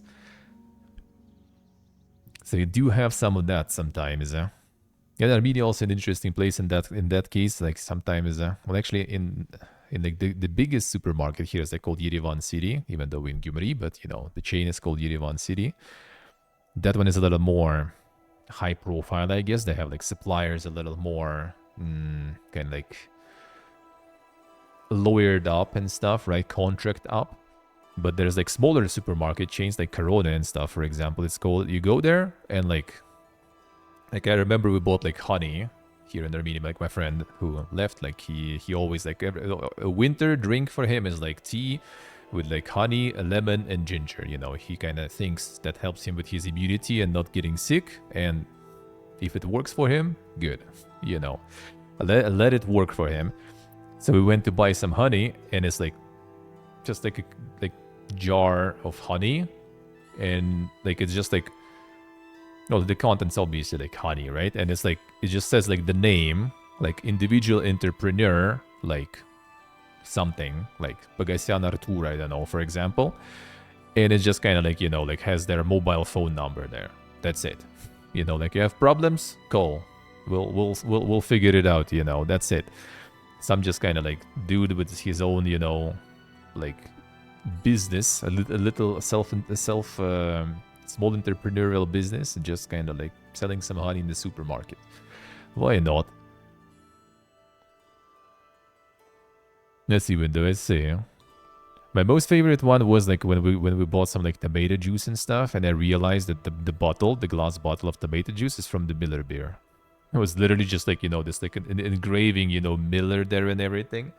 Just basically different cap on top, and you know, like glued on top of it, like the you know, like the sticker that says there's like tomato juice and stuff. That's good tomato juice though, you know.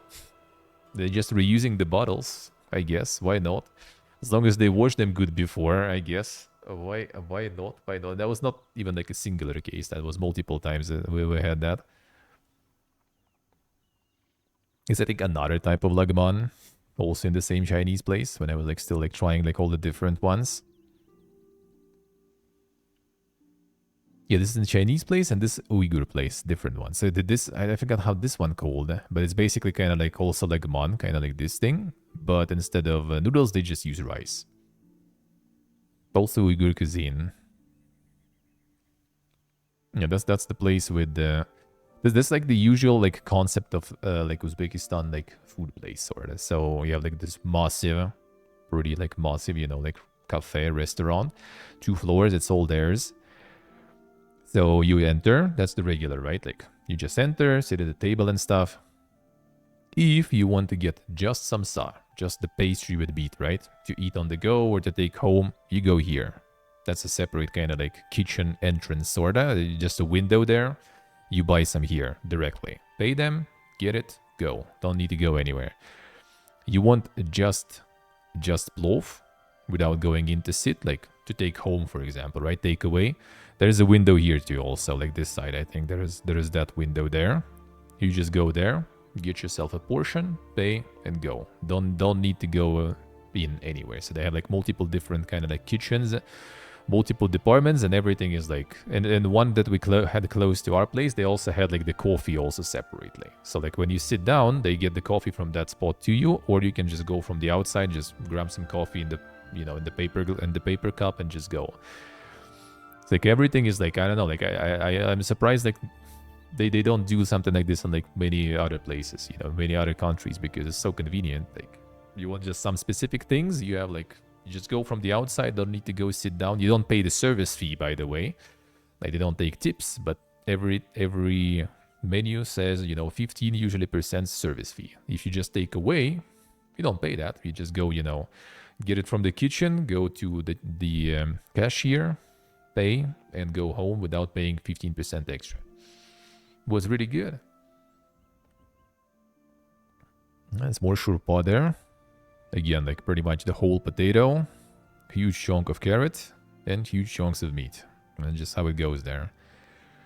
More a lot samsa. This is like super liquid. You can see this is like very, very liquid tomato sauce. Which with this you kind of didn't even need because it was pretty juicy inside. So I don't even know. Oh yeah, and this is like the Uzbekistan dollar basically, you know.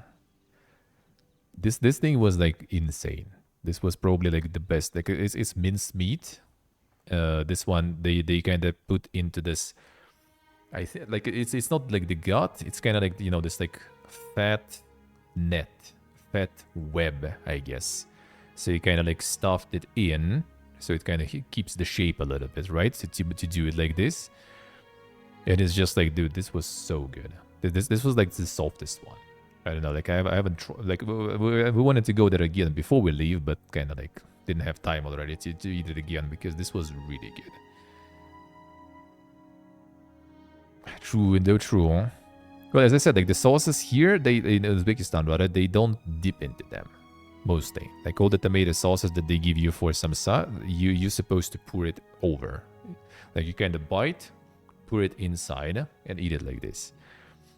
In some places that are on the street, like the standing tables and stuff, they have the sauce in those kind of like dispensers there, sort of. So you kind of like the oil dispensers, you know, those thingies, you just kind of like, you know, open and pour it. So you don't even need to take anything. You just like offer some or order some sa, go to the standing table, just, you know, pour the sauce and eat it. That's it.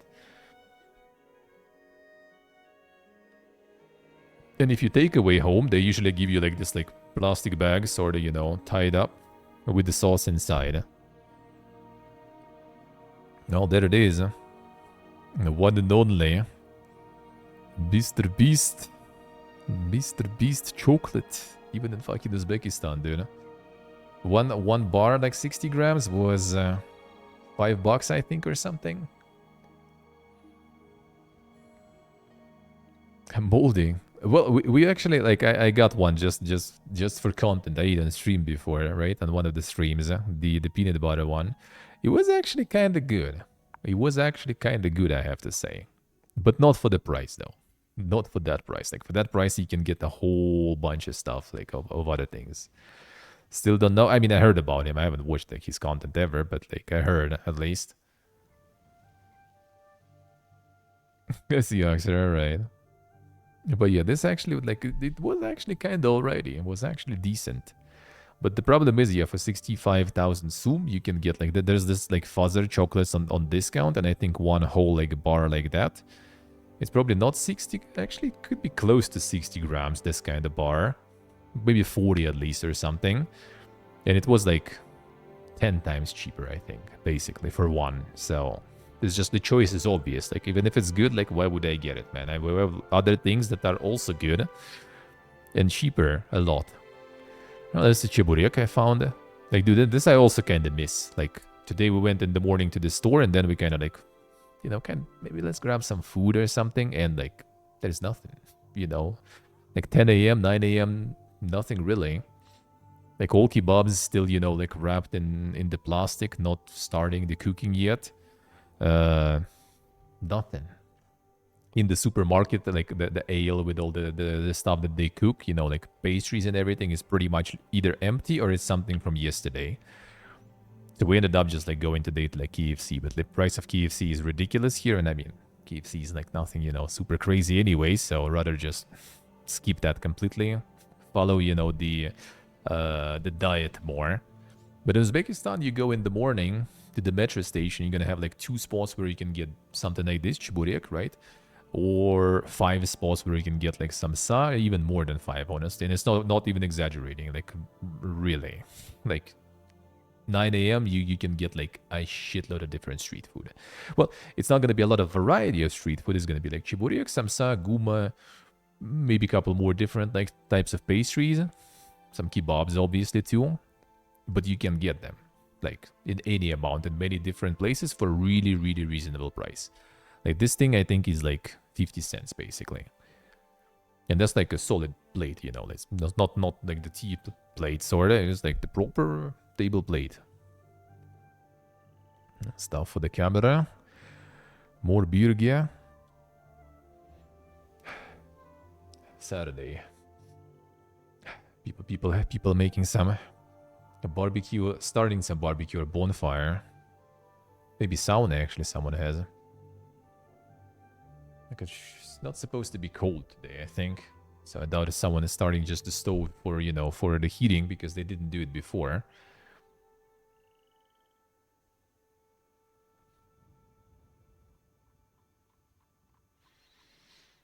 People who win giga money there, I see. It's not a like modern Chinese. This is the chopped one, I think. This is the chopped noodles here that they actually like chopped with those X's or whatever. Not the pooled ones. That's also pretty good. And yeah, the insane Papa John's pizza sauce. Papa John's there too. Just walk into the bazaar and there's like some insane architecture / design, I guess. Not sure what was that actually. How to get there properly. Feels bad, gets the body, feels bad. Yeah, the Parkiansky Bozar. Parkian the Bozori. Oh yeah, I have the Ghetto Lounge with PlayStation. My favorite lounge. Typical bazaar. It's kind of like in the morning, I think, on the day off or something, on the weekend. Or was it actually the other way around, work day? Could be still kind of like... I think it's already past holidays though, so like not that much action was going still. Yeah, this is the plov we got there, near the bazaar. That's one of the places. I'll show you. I have the photo of that one too, yeah. This is actually not too Yoshi, I think. Yeah, I don't see any raisins in this one. There was a different one with chickpeas also, though. Yeah, that's how it looks. It's like all these are waiters here. And all these people are waiters. In all these tables. So like around like noon, this becomes, you know, like the insane conveyor of, you know, eating plov. And there's nothing else. There is nothing else. There's like plov and some salads and stuff that you have on the side. Don't think I photoed here. I did it on stream though, actually, in Samarkand. I will show you how this like the plov conveyor works.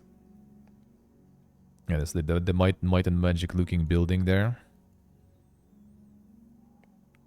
Can get a quest there probably. Fistikzadeh, for example. The pistachio dolma. It's kind of a bit overpriced. It was tasty though, but yeah, a bit overpriced. The Gaziantep baklava. Yeah, that's how it looked. Not super appetizing, but was actually pretty tasty though. And I was disassembling and fixing of my controller there. Just like folding, I guess, to remember when I will be assembling it back. I got some pizza. This one I actually don't remember. Which one was that? This was some basic stuff, I think. Nothing crazy. Because later we got some other ones. Yeah, that's the typical kebab roll, shawarma, lavash, as they call it here. It's like the whole chain called, basically, oktepe lavash. And comes more barbecue in, and more shashlik. And it's gonna be concentration of food probably increasing even more. Even more. I forgot what was this one called. Yeah, this was just basically like really, really like super stewed lamb. It was super soft.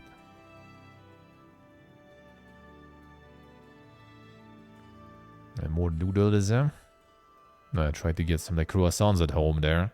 Then realized how much they cost and like decided it's better to go to the place where we get those croissants. And the Chinese place in the other, from the other angle.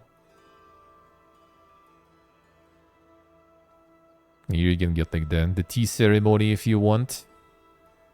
At the entrance there. I don't know how that exactly works. How did they order that and stuff, but yeah, you can get yourself some mega tea if you want. And some like plate with the tea, I guess.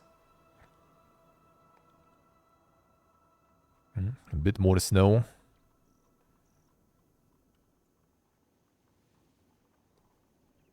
And the super wall mosaics there on the commie blocks. Yeah, this you can tell that this is the sunny side. Some people don't even bother, like, you know, with windows and stuff. They just like fuck this. Just get the brakes on. Some looks like have some sort of like, you know, like the shutters there and stuff, and some people just, yeah, brick that shit. Nope, no sun allowed. Because right now it's kind of like, you know, it was winter, cold, but like when the summer fucking comes, these windows become, you know, gates to hell when it's like plus 50 during the day or something, and then the sun is probably like complete melting. You probably don't want to have that sun there. Like 40, 50 easily. Now there's only one AC also in here. No, on this side there's more, I guess. Yeah, you can get like this croissant with pistachios. You can get for the price of like 2 of these little shits, basically, that you need also to bake yourself. Or you get this chunk. My choice was obvious. Some burgers. And just brick it, yeah. There's the Shymkent beer. Well, in Uzbekistan we got, but yeah, Shymkent is the Kazakhstan city where I went also IRL streaming. It was kind of like, not super great. And this was what I replaced in the end in my controller, and it works. And it works now. Just ordered the replacement film, replace this thing, and it works. Disassembling and assembling is annoying, though, and the most annoying thing is like in new revisions, like the triggers and the bumpers, they are on this thing, and they are kind of like together. Like on older revisions, they are separate, not connected to the rest. So if something breaks here, and my D-pad broke here, then you don't really need to replace these. You just replace this film, all easy. Then you need to replace everything. So I needed to also disassemble all the, like, you know, the trigger buttons and stuff, just to replace that. A button flexible CB, yeah. Still have like 9 of those left. My friend was like, go to the, you know, like the workshop, they'll fix it. And he paid like half the price of the controller when he needed to fix something. And I ordered like 10 of these from AliExpress for like $5 and replaced it myself. And it works. Why not? Seems good. Still have some spares. A more differential part again. Well, when I can, like, I kind of, you know, I know, I guess, my capabilities. I'm not like that good at that stuff. So if I see something and I'm like, yeah, that I probably can't fix, then I'm gonna go to professionals. It's something that, like, why not? Looks simple enough. Like, I have tools for that. Why not? So this one is Narin, if I remember correct. So they boil meat in that stock, maybe together with meat, actually, not sure. They boil dough. I think like dough, kind of like sheets of dough, I guess, or something. Kind of pasta in a way, right? But like sheets of pasta. And then they chop it all together. Like meat with dough.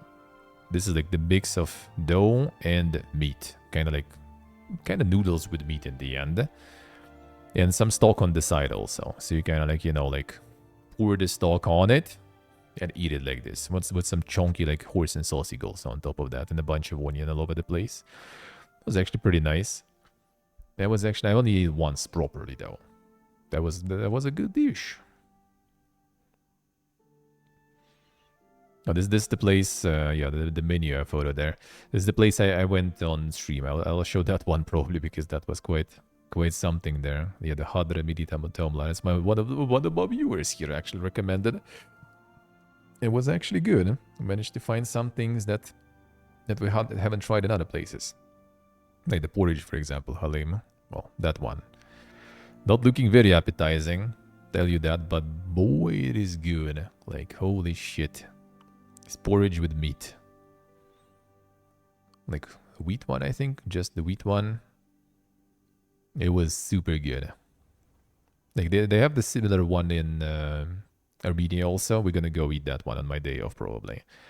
Armenian one is with chicken, though. And this one was with lamb. And, like, dude. This one was better. A little better, not gonna lie. Armenia lost that one, too.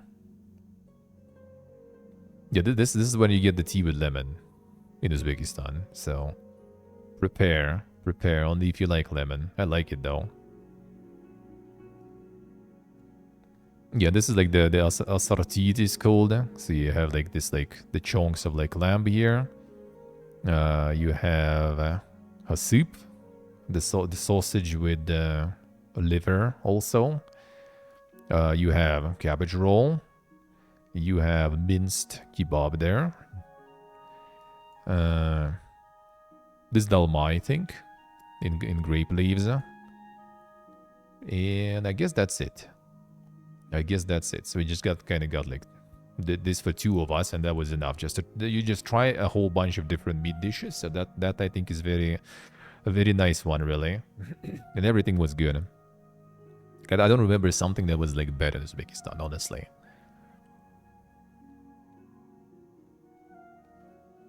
Yeah, that's the chunk from another side. There was a lot of this soup, this sausage that my friend, for example, wasn't a huge fan. I kind of like, I didn't mind. I destroyed that, no problems. Here's the circus. That's on the Steve's postcard. The insane blooming all over the place. Notify these nuts. Yeah, that's what the stream from that one. We'll get there too, probably. Oh, yeah. I see. That's the pine tree. The pine tree with the slated name. I see how it is. I'll see how it is. Well, this one. Oh, there was this. I don't think I take a photo. Ah, I didn't. I guess I showed it on stream. There's like the wheat, kind of like wheat, artificial wheat or something. And it has like there, like don't go is like electricity there. Maybe it glows at night. I don't know. We haven't been there in the evening, but yeah, it was question mark. What was that there? It's probably way better in the evening though to see. That was a nice day though. Nice weather finally. So it was nice to walk around there. Yeah, see sheep, I see. The business idea. Yeah, the whole park is like a bunch of like different like sponsored things there. So, you know, I guess all these companies kind of invested a bunch. There's BYD somewhere here too.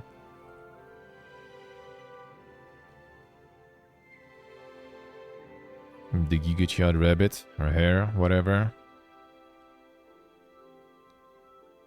Some Birgia. And even them giraffes there.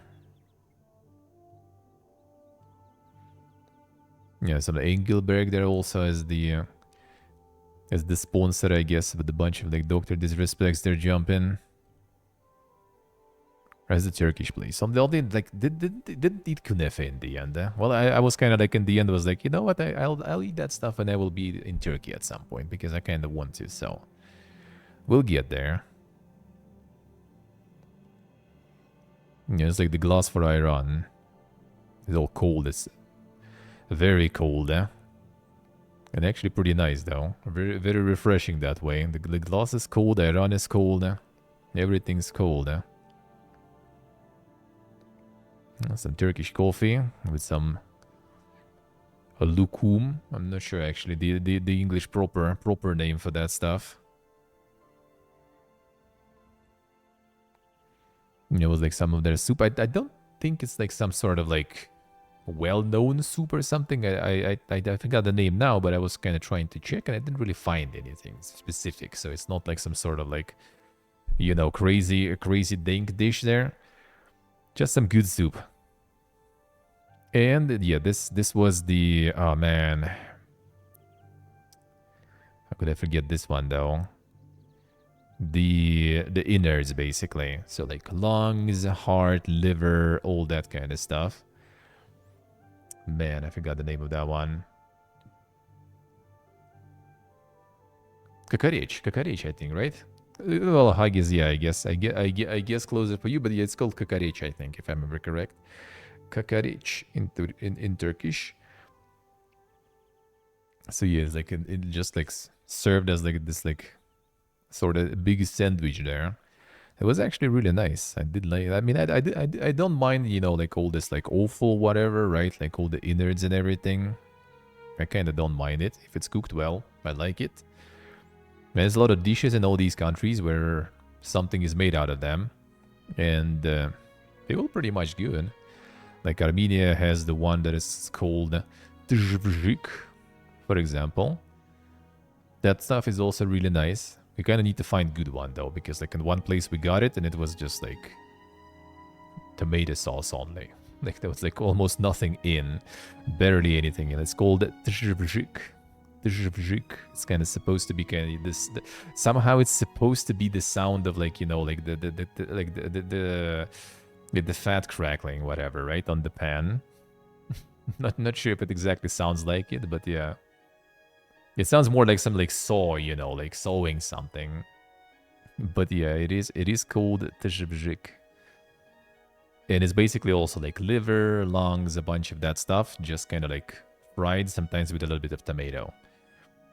I tried it in one place, it was like, I mean, it wasn't bad, but it was just like not the right thing, I guess. And I tried in Yerevan. That one was already really good. It was kind of funny because like one of my viewers, Leov, he's Armenian. Yazibeko, I see. Nice. So it's like he's well, actually now I think he's in Germany though. Should be. Haven't heard actually. I told him that I will be in Armenia, so if he'll be here too, maybe we'll meet. But yeah, we met in April last year then. Yeah, April last year, after my stream. Well, on my stream. He was on my stream also when I was walking around. When I was walking around in Yerevan, he was also with me. And we were sitting in the restaurant and the waiter was talking with him in Armenian, obviously, right? And I'm ordering this stuff and the waiter like asks him, you know, in Armenian, like, does he know what he's ordering? And he was like, yeah, he knows. Like, he wants to try. And I mean, I ate all of it. That was good. It's kind of interesting. Like, I mean, I just kind of how it is, I guess. I don't really mind like some weird dishes to some extent, I guess. But I'm not sure actually how, you know, where that extent goes for me. But like, I don't mind trying new things. Hey, Johnny, hello. Yes, Keepy. Apparently, in some places, in some countries, like a lot of like the like how do you say, like innards, you know, offal and stuff is like not allowed. Mostly because they can't really, I guess, have some sort of like proper, you know, control over the quality of the product or some stuff. So they just forbid it. That's it.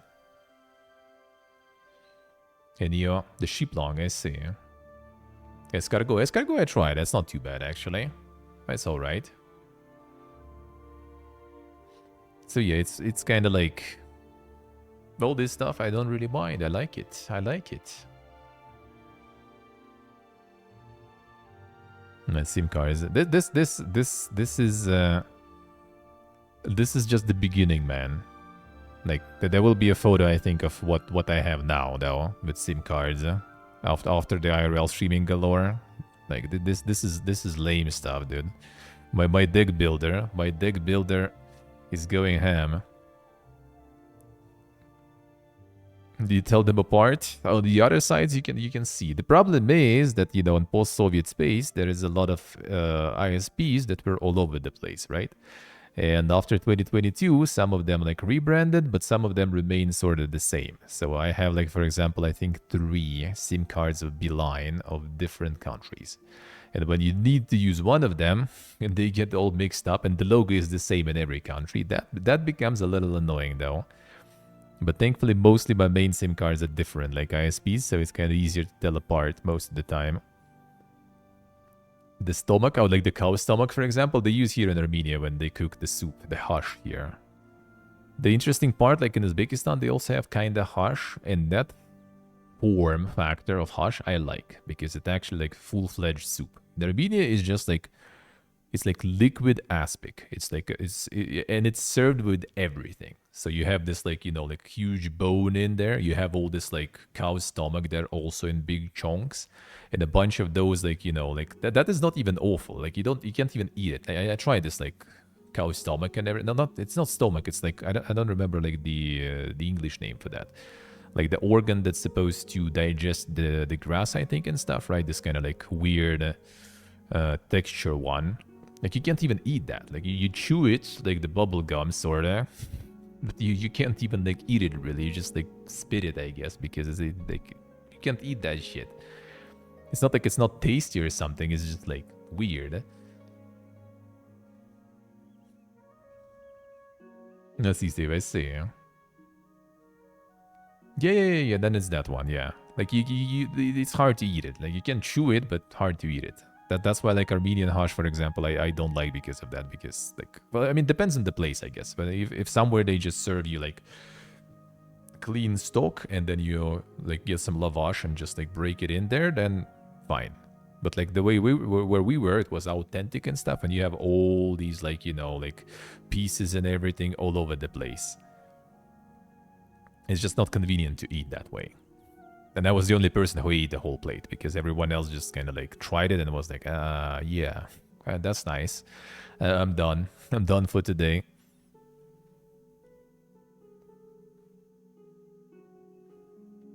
Is it raining? Oh, it is, yeah. Nice. That's why we'll need to go to our friends, the cafe. Time to rain. Time to rain. Oh man, what was the name of this one? Dude, I actually forgot. The Navrouz holiday thingy.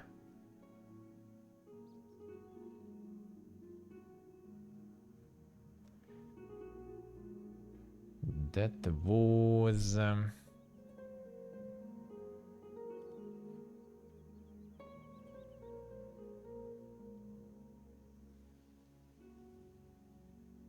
Sumalak. Yes, that was Sumalak, this one. I bought this one on stream even. This specific cup.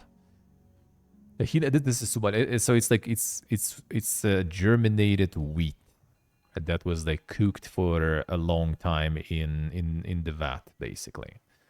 So it's kind of like it's like it's a sweet paste, you know. You can put it on the bread or something, or eat like this with a spoon. It's kind of like kvass, if you had like concentrated kvass, basically.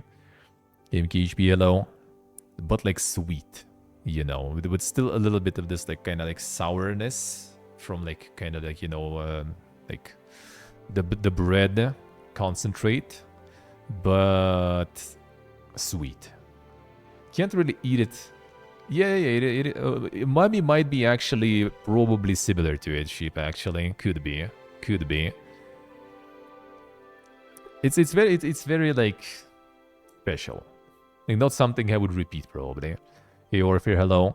Like not because it's like bad. I did like I can't say I disliked it, but I also didn't really like it. Like I tried it. It was alright, but like yeah, not something I would return to probably.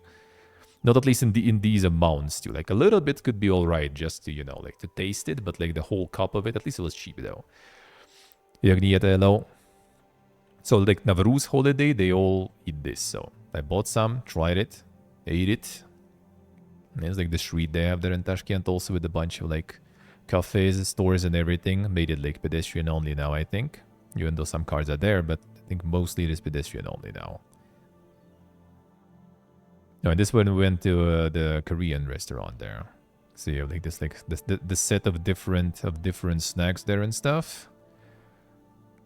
Of different stuff that like this. The cars are small, yeah.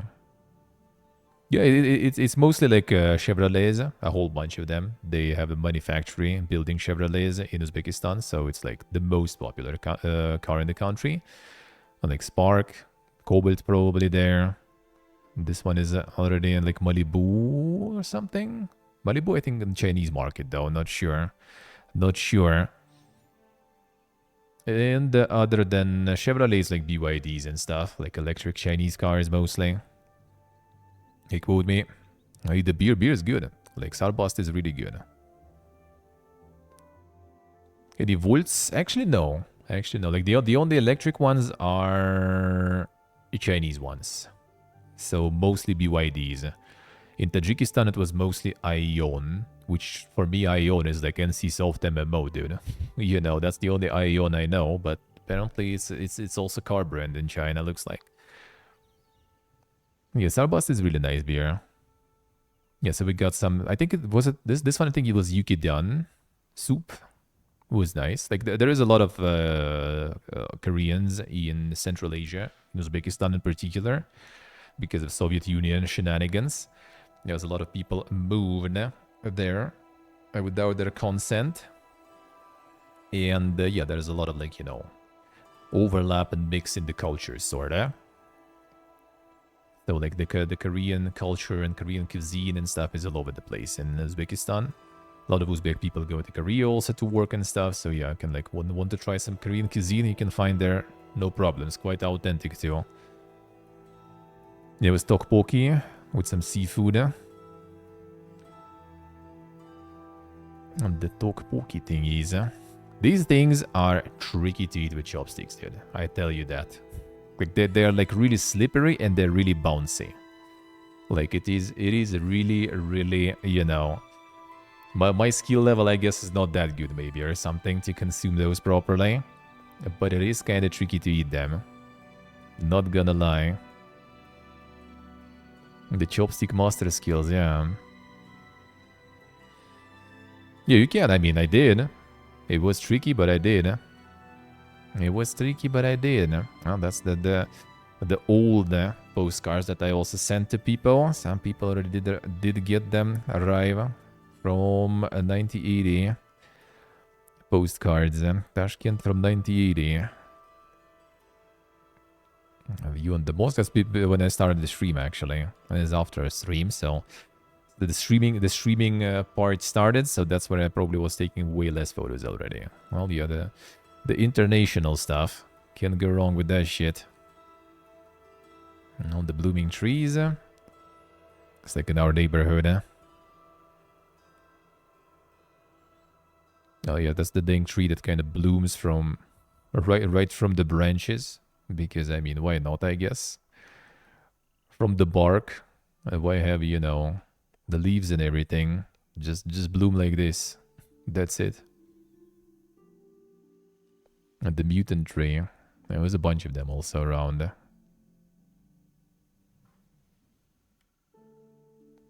Let's see the device here. Now, four is still easier because like noodles in general a bit like they're hard to eat with chopsticks, but you kind of manage at least. But like the tteokbokki is, I know the pho is soup, but like what's inside the soup. Oh, it's spoon that they do give you though. They do give you, and in the Chinese one, they give you like the special, where was it? The special spoon they have for it. It's quite the, oh, kind of, I can't see it here, but yeah, they have like the special like long spoon there, sorta. But tteokbokki is just like hard to get with the chopsticks, dude. They bouncy, they slippery. So it's like hard. Like this is all like what was like the rice starch or something thingies. Like it's almost like a ladle, yeah. Hey Wiggle, hello. Like you try to like, you know, like kind of like push the chopsticks in to kind of like dent them, I guess, right? And hold them. And you can't because they just bounce back. And they also slippery, so they like turn, twist, and get out. Like it's so annoying, but like manageable, I guess. Manageable.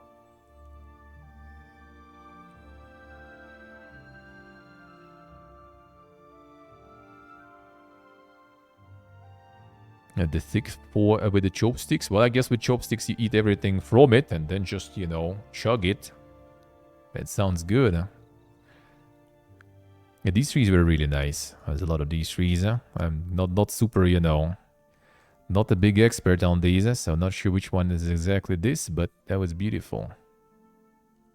You did that and they didn't approve. The dude waffles. There you go.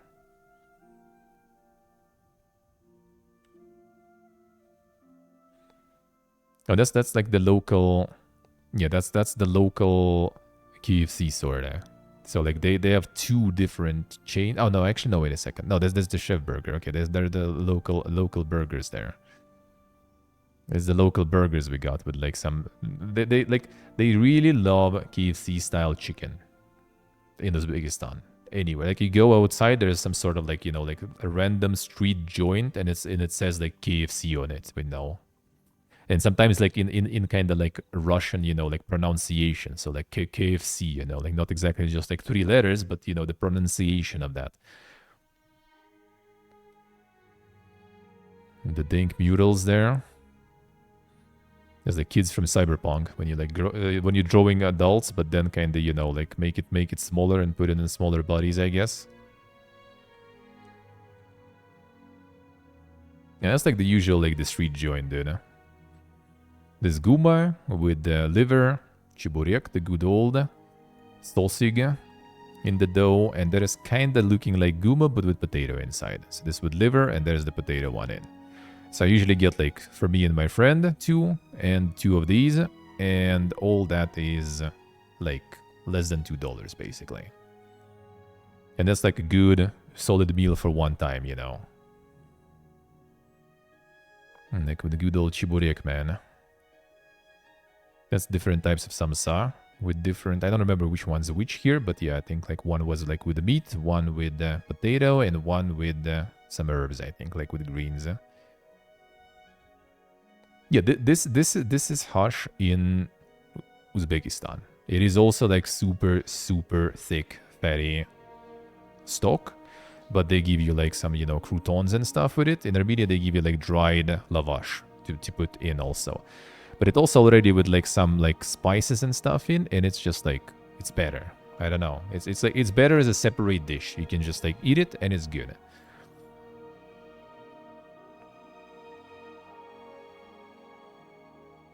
This Hotel Uzbekistan is also on one of the postcards. Like they kind of like started like washing it here or something. I don't know, or like painting. I'm not sure.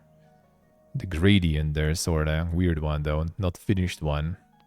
And that's my insane outfit, insane swag now. This like the bottle of water. That's me going to Tajikistan pretty much. You know, just like casually leaving house and going to Tajikistan because I can.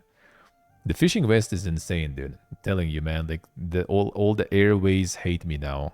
Like so much stuff you can put in this. Like this, the pants fit power banks. Each fit like this boy, and these are actually kind of heavy. Like 2 of them is like half a kilo easily, I think. And then you have like the whole bunch of stuff here also you can fit. So good, man. Very practical. Very practical. Yeah, this is the bus to Bekabod city, which I didn't go to. I hoped out in the middle, which is actually really nice because there was like a guy randomly who heard when I paid, like because there's a lot of borders to Tajikistan, between Tajikistan and Uzbekistan, right? So when I looked on the, like, people said you take this bus and go to border. I looked on the map, I see the final station, right, in Bekabod, and there's border. I'm like, all right, I guess I go there. So when the driver was like collecting money for tickets, I was like, border. Yeah, basically, yeah. Like, customs, it's called. Customs stop. Customs. He's like, all right. Like, you know, got me the check. And some guy sitting here, he heard that. And when we were like arriving to another station, like I'm looking at the map, right? Like, oh, we're still kind of far. And the guy is like, yo, it's your station now. Like, customs. I'm like, oh, shit, already? Yeah, it was actually already there because apparently it was different border, not the one I expected. Huh? This one. Specifically. And welcome to Uzbekistan. No, this goodbye Uzbekistan and welcome to Tajikistan. And insane ladies with them with stuff on their heads and everything.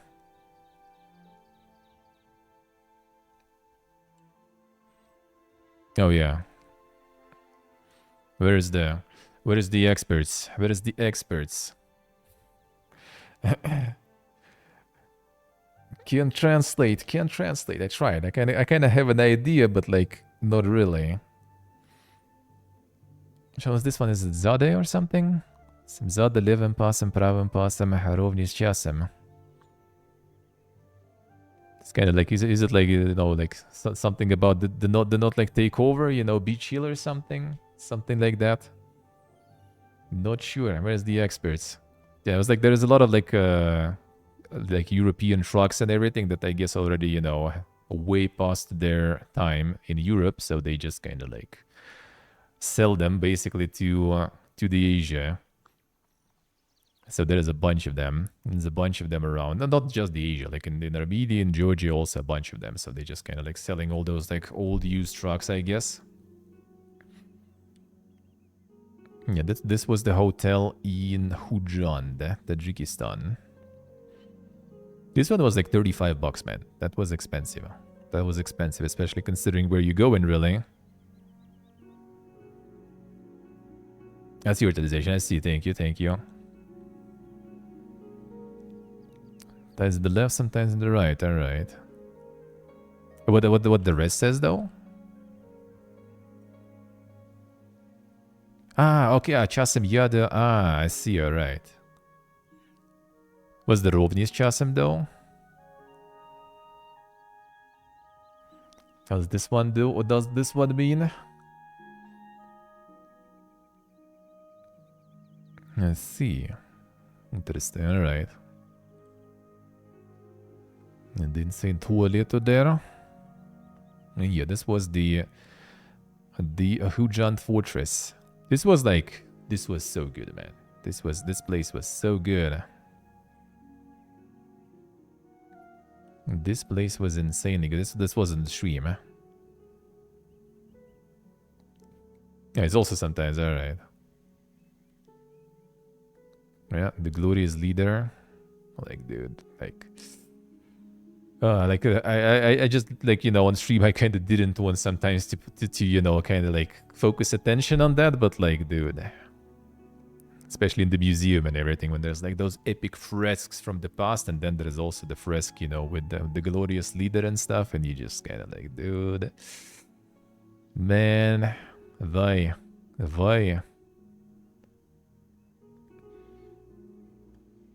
This is their new one. This is Momali Rahmon. There's like quotes across the roads. There's a little bit in Uzbekistan of that too. They do have that also there. And they do have also that. Not so glorious. I mean, I think so. I mean, in my opinion, any leader who sits, you know, like already for like 30 years and everything is probably not that glorious, you know. Most likely. Yeah, this is the Giga shoes. Yeah, welcome Welcome to the roads of the glorious leaders also, you know. Even though, to be honest, this road... this one should be already the Tajikistan side though. But basically this is... like... So this goes from Khujand to Kanibadom. Kanibadom is close to Uzbekistan border on another side. So this road at some point goes like to the left is Tajikistan, to the right is Kyrgyzstan. And that's like there's nothing, you know. You just drive like this, you can stop on this side, you're in one country, stop on this side, you're in another country. And this road is just kind of like neutral, so you know, why would I fix this shit? Let them fix that. And they also think the same stuff, so no one fucking fixes the road in the end. But this part I think is specifically in Tajikistan already though, on their side. But I think I saw signs they starting to the repairs actually, so gotta be there, gotta be there. Yeah, this is Karibadom. Like, I haven't heard about this city ever. I'm pretty sure a lot of people haven't either. Like a random city in the middle of nowhere in Tajikistan. And yeah, like the canteen was so good, dude. Like Lagman also. Konibadom. I like some of the letters and pronunciation might be wrong though. Like Kanibadom, Konibadom. I don't remember actually. See, this is the canteen. You just go there, pick whatever you want. They serve it, and like they speak Russian, obviously, all of them too, and tastes like so nice. Like they just show dude like which like meat I want. He just like pieced out, return, all chopped, you know. And all this was like, man, how much was it? Like $3 or something, maybe $4, I think. See, like bread gear, like kind of fries. This like sorta like it is kind of like schnitzel in sauce, you know, like it's not like dried fried schnitzel. It's kind of schnitzel with like in the gravy sorta. And obviously it's not the pork schnitzel, right? Because Muslim country.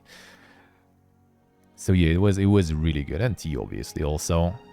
It's really good. It's just canteen on the bus station.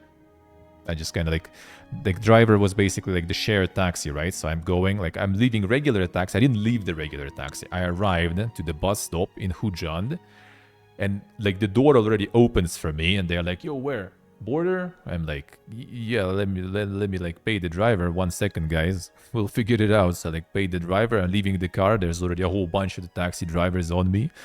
Like, Kanibadom border? I'm like, yeah, Kanibadom border. I was like, well, let's go. And then like, where exactly? Like Kanibadom or border? I'm like, let's go Kanibadom, I guess, because border is like 40 kilometers, I guess, 30 kilometers more. And at the end, I was already, you know what? I guess we could go to border too, because why waste time? And he's like, man, I already got like all the passengers to Kanibadom only, so I'll drop you at the bus stop, and you just get the bus number, I don't remember which one, and it will get you to the border then for like 10 cents. I'm like, all right, sure, let's do it. So at the bus stop, I also managed to grab some food, and yeah, then went to the local bus. Was nice. The driver was like, oh, sit here, you know, to the front, and I was just like sitting with him, like yapping until like a lot of people arrived there, because he worked in Russia before too, you know, like, so managed to get some nice chatting there also. Far from where I stayed, same city, Gyumri, better location though. We were kind of in bumfuck nowhere. Now we kind of already closer to center. A better place. Yeah, this is the bus stop basically. Kanibadom. Oh yeah, you can see here actually. Yeah, Konibodom it is called. This probably still since Soviet times most likely. Yeah, this like they're like Mercedes, I think, was it actually? Yeah, pretty good like mini buses there across town. Very nice. I think, no, the 328 is the one goes to Khujand. I think that took another one. And that's back to Uzbekistan, leaving Tajikistan. There he is, with some dang quote.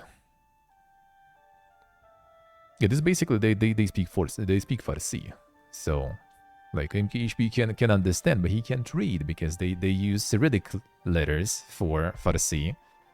So it is basically like Persian, but in Cyrillic letters.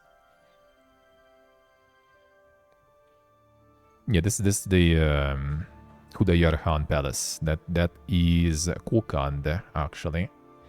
That is Kokand. Yeah, this is the one where I started the stream, basically, in Kokand. It was really beautiful. It's just the palace, actually, like not actually even like a wall. It's all the palace, like it's all the buildings, sorta.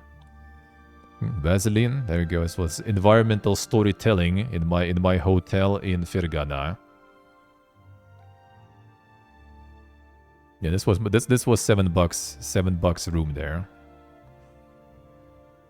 So I don't mind. I don't mind. For $7, I do not mind, dude. A little Vaseline is fine for $7. At the mega room, dude. I found fucking Dr. Pepper there, even in Fergana. Local water. Oh yeah, that's where I got food for free, basically. Yeah, this is the Starkhan. That's how you sit or lay down, I guess, sorta. Half lay. You can sit, you can lay there, you can sleep there if you want, you know. So yeah, it's in Fergana. I just went to like the local place. Yeah, they use I think it is Devzira rice because you can see it's kind of darker than the usual one. So yeah, they served all of this stuff to me. So this kind of like suzma, I think. So it's kind of like a sour milk product, kind of like sour cream, but not exactly, I guess. A little different. The salad, the usual like chuk, just a bunch of tomatoes. Like the pepper though, dude, it was so fresh. Like I don't think I even like tried it that tasty. Like it was a bit spicy, of course, but like it was so tasty though. Like kefir, kind of like sour cream more. Like it's more like, you know, like thick compared to like kefir, of course. But taste-wise, similar to kefir, sorta, I guess, in a way. Yeah, then they brought me the cracklings, the lamb cracklings, the leftovers from the plov. She was, oh, I have this stuff. You want some too? I'm like, sure. I mean, why not? And then yeah, then I'm leaving. Like, how much for all this? And she's like, oh, it's Easter for you today, so it's free. You know. All right. He asked you hello. Like, so it's all free. You know. It's like it's the big holiday for you, so you know, just like bless us for success and stuff, and continue, move on. All right, sure, why not? Why not? Yeah, Muslims, but you know, you guys have big holiday in your religion, so it is all for free for you. Yes, the Fergana River. I streamed there, yeah, and then I returned, and yeah, apparently, like for the second night, I wasn't the only one already there, living in the room with Vaseline. So you know, it was some insane dang backpacker. I would be. That the dude is like mega traveling, like you know, hitchhiking. Like I think he has a tent also there somewhere in the backpack, just in case there's like no place to stay, you know. Dude is like travel maxing, let's put it that way. And this already in Kyrgyzstan, in Osh. The hotel in Osh, Kyrgyzstan. It was a really nice hotel, actually. The breakfasts were really good. I love you guys. Oh, shit, asked you. Welcome back to the dungeon. Thank you, sir. Thank you, man. Thank you. Appreciate it a lot. Thank you, sir. This already really good. This one was really good. This already was also like 20 something, maybe even $30. So not $7 room in Fergana. But it was fine. It was actually kind of nice. This is where I met like the... I love you guys. Submoxin. Thank you, Skippy, and you too. Welcome, guys. Welcome and welcome back to the dungeon. Thank you. Appreciate it. As my friend was like, you know, post more photos of like city, you know, how does the city look? I'm like, all right, sure, here you go. I'll take some. This is Osh, Kyrgyzstan. They have a lot of murals though. Like I was in the hotel with like I arrived at the hotel, you know, just arrived, and still had some time before stream. And like on the reception they were like, you can go like get some coffee if you want, you know, tea, coffee, whenever you want, you can just go get some. I'm like, oh shit, let's go. So I just like go into that like cafeteria, getting me some coffee and just like sitting there drinking some coffee, chilling, and like, a couple of tourists also arriving.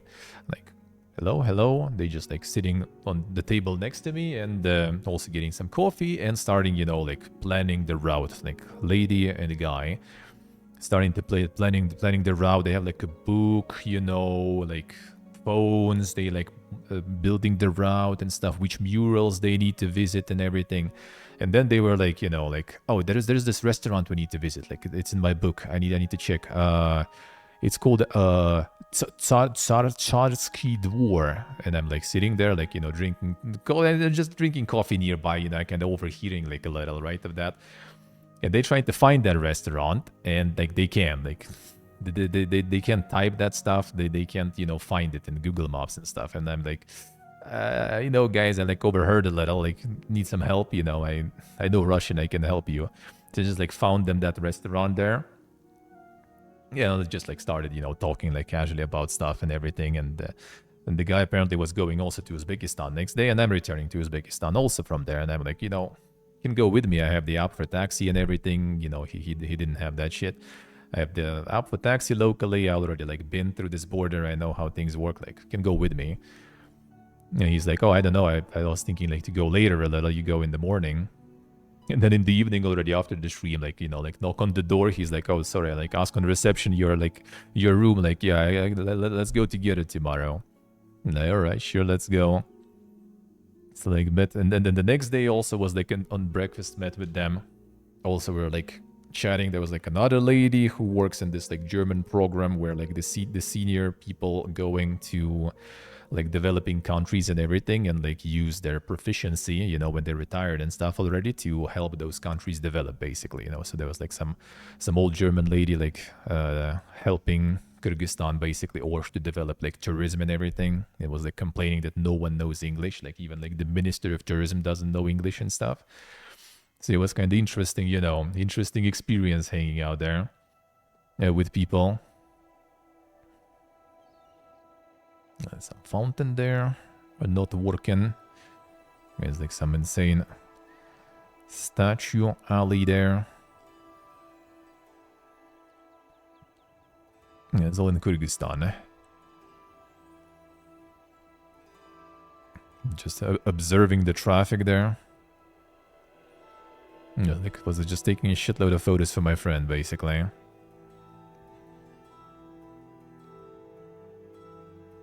And the squatting there, yeah. Then my friend was like, where's all the people? And I'm like, all right, bro, fine. There's people, yeah, there's the people, there you go. They exist. This actually reminded me of the fucking rampart from Heroes of Might and Magic, dude. Just like, you know, the cliff where you recruit the green and golden dragons there. There you go. Like, I don't know, you see it from, like, it's in the middle of the city pretty much. You can just like see it from every corner.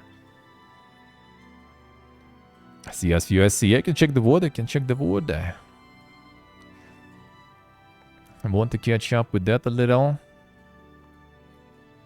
And that's all the drinks and stuff they have there in Uzbekistan. It's kind of in Kyrgyzstan this time. I was in all of them, so mixing it up a bit. Yeah, this was the Dink mural. That's what I like started my stream. This one was really Dink. Actually says Dinky, so it is indeed very Dink.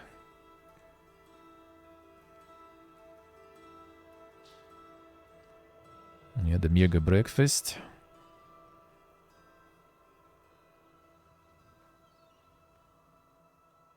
Trees are white on the bottom. Yeah, so this is basically the protection from heat and from cold, actually, too, in a way.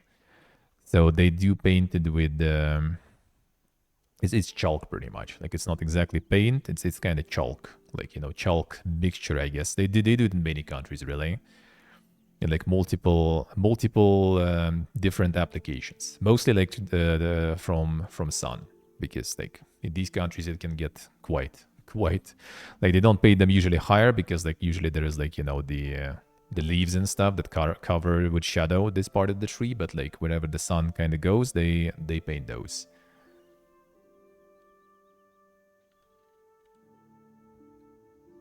This was already was in Andijan. So with this German guy in the end, I arrived across the border and everything. He also knows Russian a little bit. Was studying Russian like during COVID, you know, as a hobby. So I just kind of got him to Andijan, found him the car to his next destination, to Margilan, and I was like streaming in Andijan already, so I kind of like found him the car, the shared taxi, said goodbye to each other, and like wrote down my Twitch channel and everything. Even though he was like, well, it's more kind of for my son, I guess, because he's like 25 or something, because yeah, he was already 58. Really nice guy, and so yeah, I just kind of like left him there in the bus station, found him the taxi. They were just like, oh yeah, like can you like ask him for all the details, because I don't know how we're gonna be talking to him later. I'm like, yeah, sure, I'm gonna help arrange everything. No worries. No worries. I was already going back there. Yeah, the insane jacket, dude. The vest power. It was like 6 hours train ride there. That was nice. Yeah, there's like one person seat there with everything. Feels good. Took some like videos, I think, there too. A little bit.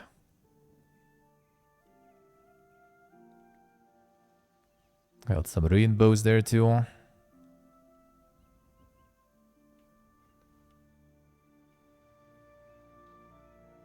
It's basically like in the distance Kazakhstan there already. Yeah, that's the insane local pizza there. It wasn't actually that crazy good, to be honest. Not gonna lie. Not gonna lie, could be better. We should try like something like with kebab or something. This one I don't remember even which one was that, but could have some more contents there, I guess. Let's put it that way. But the snack box they had, that snack box was really good, dude. Like the mozzarella sticks, some chicken wings and everything. Like this was nice. Even though I guess they kind of like lock some other different sauces. There's only one like chili sauce and everything else is just fucking ketchup, dude. And the snack box was really good. Got some of the bulldog noodles, the portable favorite, I guess. Yeah, they have like a lot of Korean stuff there, Korean noodles and everything. Too much foam, but yeah, it was IPA. It was a foamy one. Now, this already go into Hiva. That's the airport for the inside the country flights. Yeah, just small shop, you know. Why not? Yeah, so like this the prices on the internal flights. Like cheap water, food gear, like well $1. Some less than $1. It's a bit more expensive than in the city for food, but the water is like cheap. Like they don't overcharge you on the water whatsoever.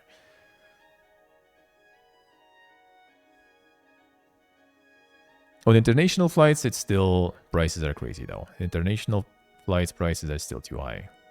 Oh yeah, the plane is no, like in Russian it's samolет, but they have samolет ga, like a bunch of other like words like that. They should like need samolет gear or something then.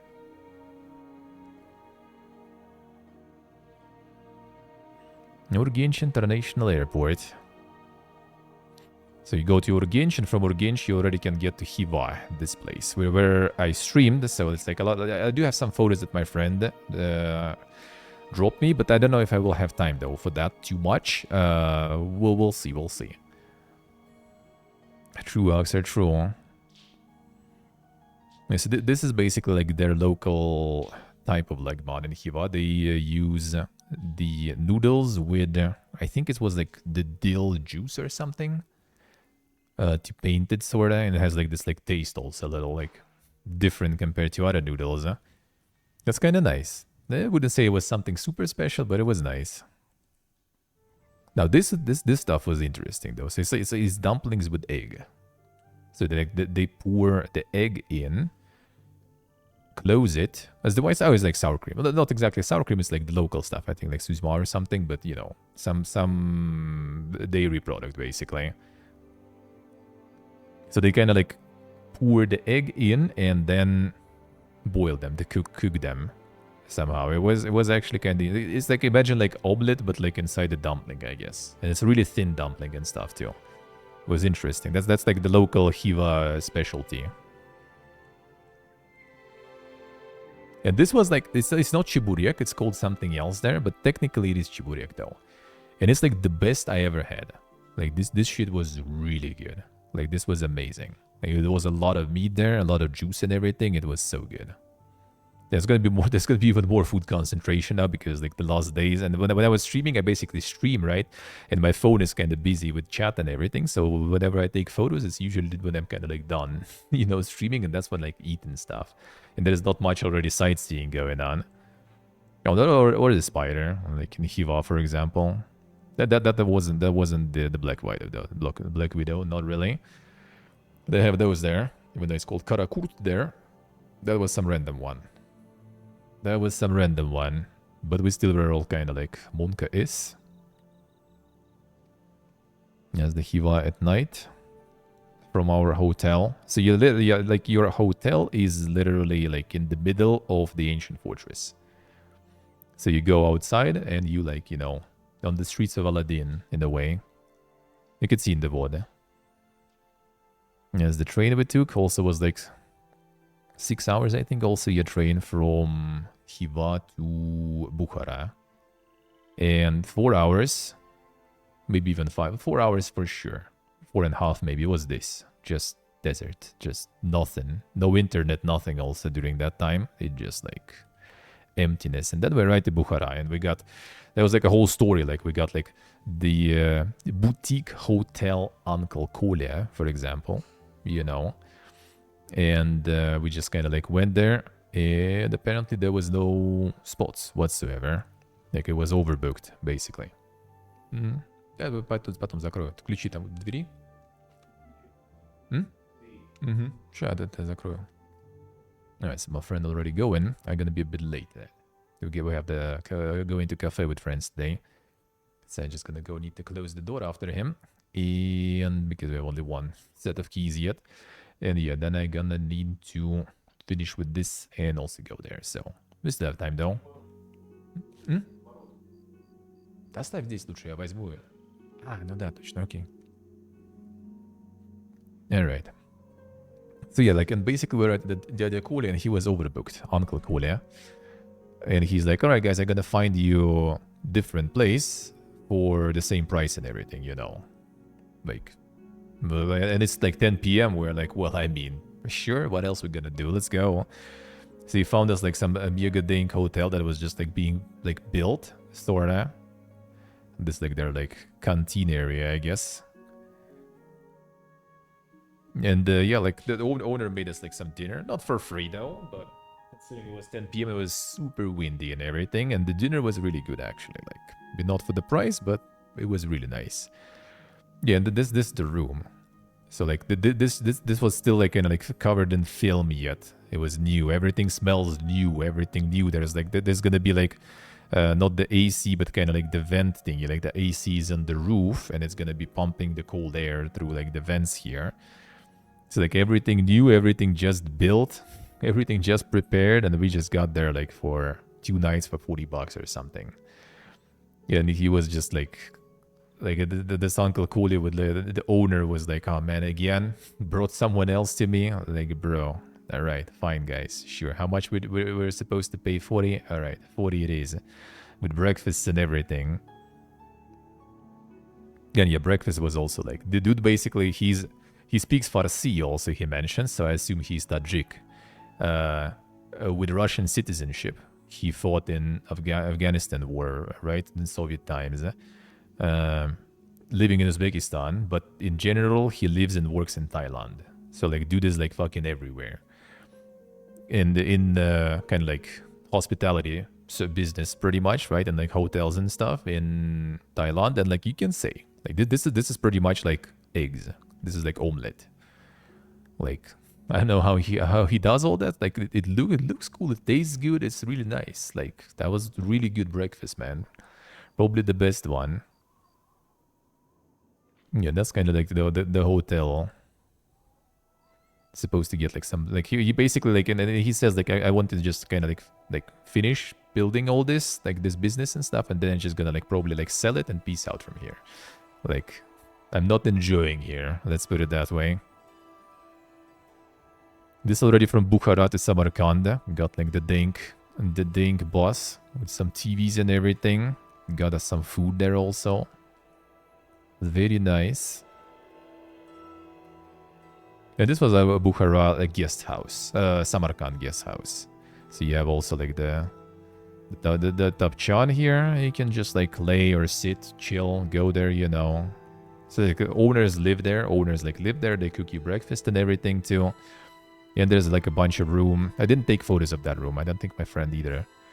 Was actually kind of like kind of comfy and not very expensive and really close to like Registan Square. So like the main basically thing of Samarkand was also pretty close. And they have a lot of those like guest houses like this. I think they have like they also have this like registration plates and stuff on them. So I assume if they are not hotel but kind of like guest house and stuff, this is also kind of different, maybe like tax thingy or something. Or maybe just a lot of people use it as like, you know, the side income, because I mean that's probably like way better income than they can make there. So this is like the typical streets there. A very narrow. Yeah, the Registan Square. This was our breakfast there. Yeah, it's just like, you know, like we just woke up and the owner just kind of like, I don't know, like his wife, his mom or something, like the whole family there basically. He just kind of like, you know, called them. They just went, you know, real quick, cooked us some breakfast. This is actually the bread. I'll show this later. This is like the insane Samarkand bread. It's weighted ink. I'll show you. Yeah, I didn't really take a lot of photos because I was streaming again, so that's already after the stream, after the whole stream trip. So I'm just kind of like, you know, completely done. My legs are destroyed. And we're just piecing out on the train already. Yeah, this is the bread. So this is the bread, yeah? Oh yeah, your mom's favorite station, for example. If your mom's favorite city did. That was the burger, quote unquote, that they were selling in the train, and we were kind of hungry, so we got that shit, and it was like, dude, that was not good. But I guess I had worse though, so that's fine. Yeah, this is the bread. This is the Samarkand bread. What was the name of this one? I forgot. Forgot the name of this one. But yeah, it is 1 kilo. 990 grams. It's 1 kilo chunk. It is mega dense. Like I don't know even how to explain. Like it's completely different structure to other bread. Like it's, well, I mean, you can kind of see here, I guess, in the cut in a way, I guess, sorta. Like it's less porous, I guess, you know. It's like it's really dense. It's supposed to be stored for 3 years. Like when it's kind of gets stale and stuff, you just like sprinkle some water on it and it's good. We obviously haven't tested that far, but it was actually, yeah, it was actually quite, I wouldn't say it was like, you know, like super tasty or something though. Like the smell is amazing and everything, but like the regular bread, like I would say like the classic, the regular flatbread that they have is better than this. But yeah, I guess like and locals from who were going on the train to Tashkent too, they have like, they take 4 each, for example, you know, like with them. Like there's literally on the train station, there's this like kiosk where you can buy this boy. And I thought like, oh, I'm gonna buy it and it's gonna be like old, stale from the morning. Nope, he just like went to the back and brought like completely, you know, like hot one, just like fresh. I'm like, oh shit, let's go. Now, you most likely put something on top of that bread, though, because yeah, with dip, most likely will be amazing. Because like with this structure, it probably just like gets a lot of like liquid in, no problems. I bet. Yeah, that's the kvass they make. They basically, it's like Russian kvass from Vyatsky kvass, but like some Uzbekistan company just orders it, kind of commissions, like it doesn't import the kvass, right? Like how usually goes, like you just import some kvass from another country. They commission some manufacturer in Russia to make kvass for them, to deliver it to them. And it's actually really good. This one is really nice. This, I think I was going to Kazakhstan already, yeah. This is the Pakhtakor station. Pakhtakor is the football team in Uzbekistan. Since like Soviet times, a very popular one. Was almost became the champion actually, until suddenly plane crashed, I think, if I remember correct. There are some, like, you know, theories about that stuff too. But yeah, like, Pakhta is cotton. So I think Pakhta Kor basically means, you know, like, the worker on the cotton fields, basically, the cotton worker. Is Alisher Navai? Yeah, I think so. The scientist is Navai station, I think. Alisher Navai. Nastya. Yeah, there's some really, like, really nice designs in the metro. Some juicy conspiracy theories. Well, one of them is that it was Dynamo Kiev, I think, and the Pakhtakor, who were supposed to kind of like, I think Dynamo Kiev was like supposed to be the second place, and I think current at the time, the general secretary of Communistic Party was a fan of Dynamo Kiev, and apparently, like, you know, that the crash happened in Pakhtakor, lost, like, all the team basically died in the crash. So they got out of the championship. That's like, that's my friend told me that there's like this like theory, you know, about this one. Like, I'm not into football much. I just kind of like, he just told me there was that theory before, you know.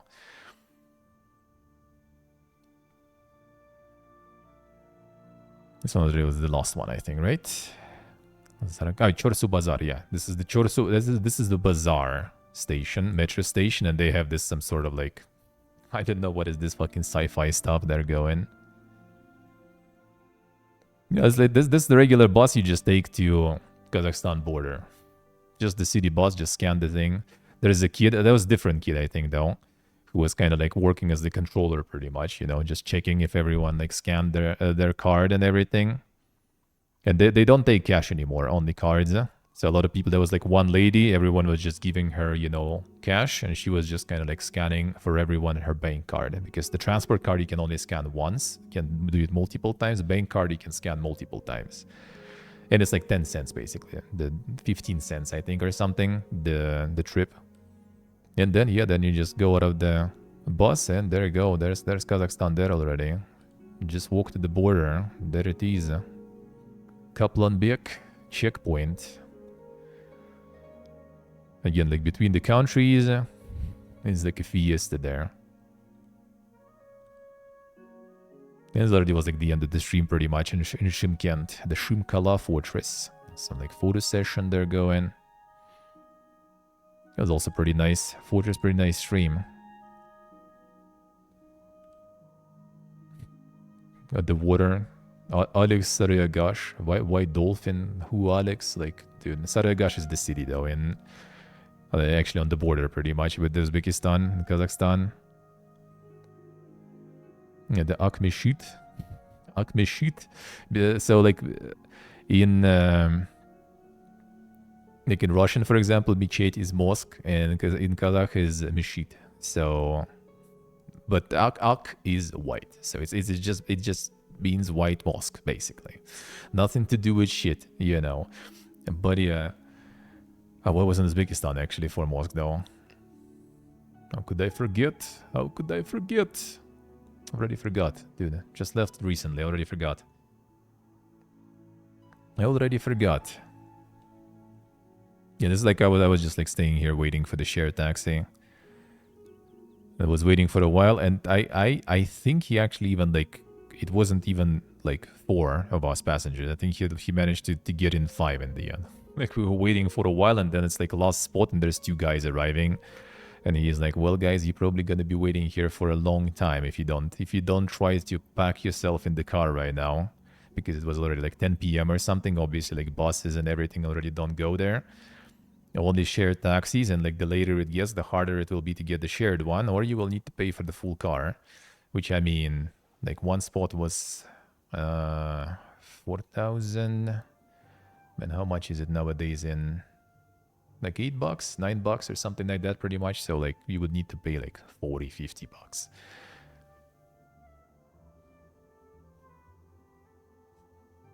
The underwater mosque action, yeah. Now you found the OG and the real Doshirak, the Dosirak one. So it's like the top one is the original Korean one, and the bottom one is the one that everyone in the post-Soviet post-Soviet space kind of eating in a way. Like Armenia, you have this stuff. Georgia, you have this stuff. Uzbekistan, you have this stuff. The sharak is everywhere. These noodles are everywhere. Everyone knows them. And this is the OG Korean one. I kind of didn't really feel much difference, to be honest, though. Not gonna lie. I mean, instant noodles are instant noodles. What else? What else is there? There they are. The insane meat shit balls, huh? The hunting. The insane hunting. I was even too lazy to attack in the end. Just like laying there like this, waiting, watching until the bird get pieced out. 11. The burger didn't give a shit. Oh yeah, and finishing my trip also with some dainty kebab there. Then some loaf, obviously. Gotta finish, you know. How long was the trip? Well, I mean, I lived there for 7 months in Uzbekistan. And now we're gonna be for 5 months here in Armenia.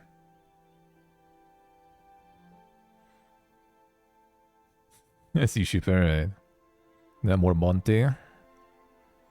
The dumplings, steamed dumplings. And that was the barbecue galore. Also like liver, lamb, minced meat, you know, everything. Yeah, this is my SIM card fiesta now. You know. Like every single one is a SIM card pretty much there. And small ones too. So now this is the stakes got higher now, you know. From the previous time. A vacation recently. No. This is just kind of like my previous Nomad Arc. You know, just recapping it a little. Yeah, this is called Kharezm Burger. Like burgers from Kharezm. Which is like not a burger really. But yeah, this is like the chain fast food in Uzbekistan.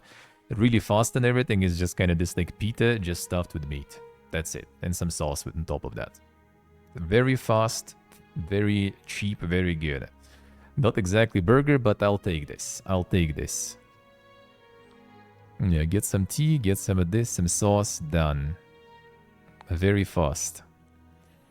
And then had some dang Dr. Pepper there. Well, back.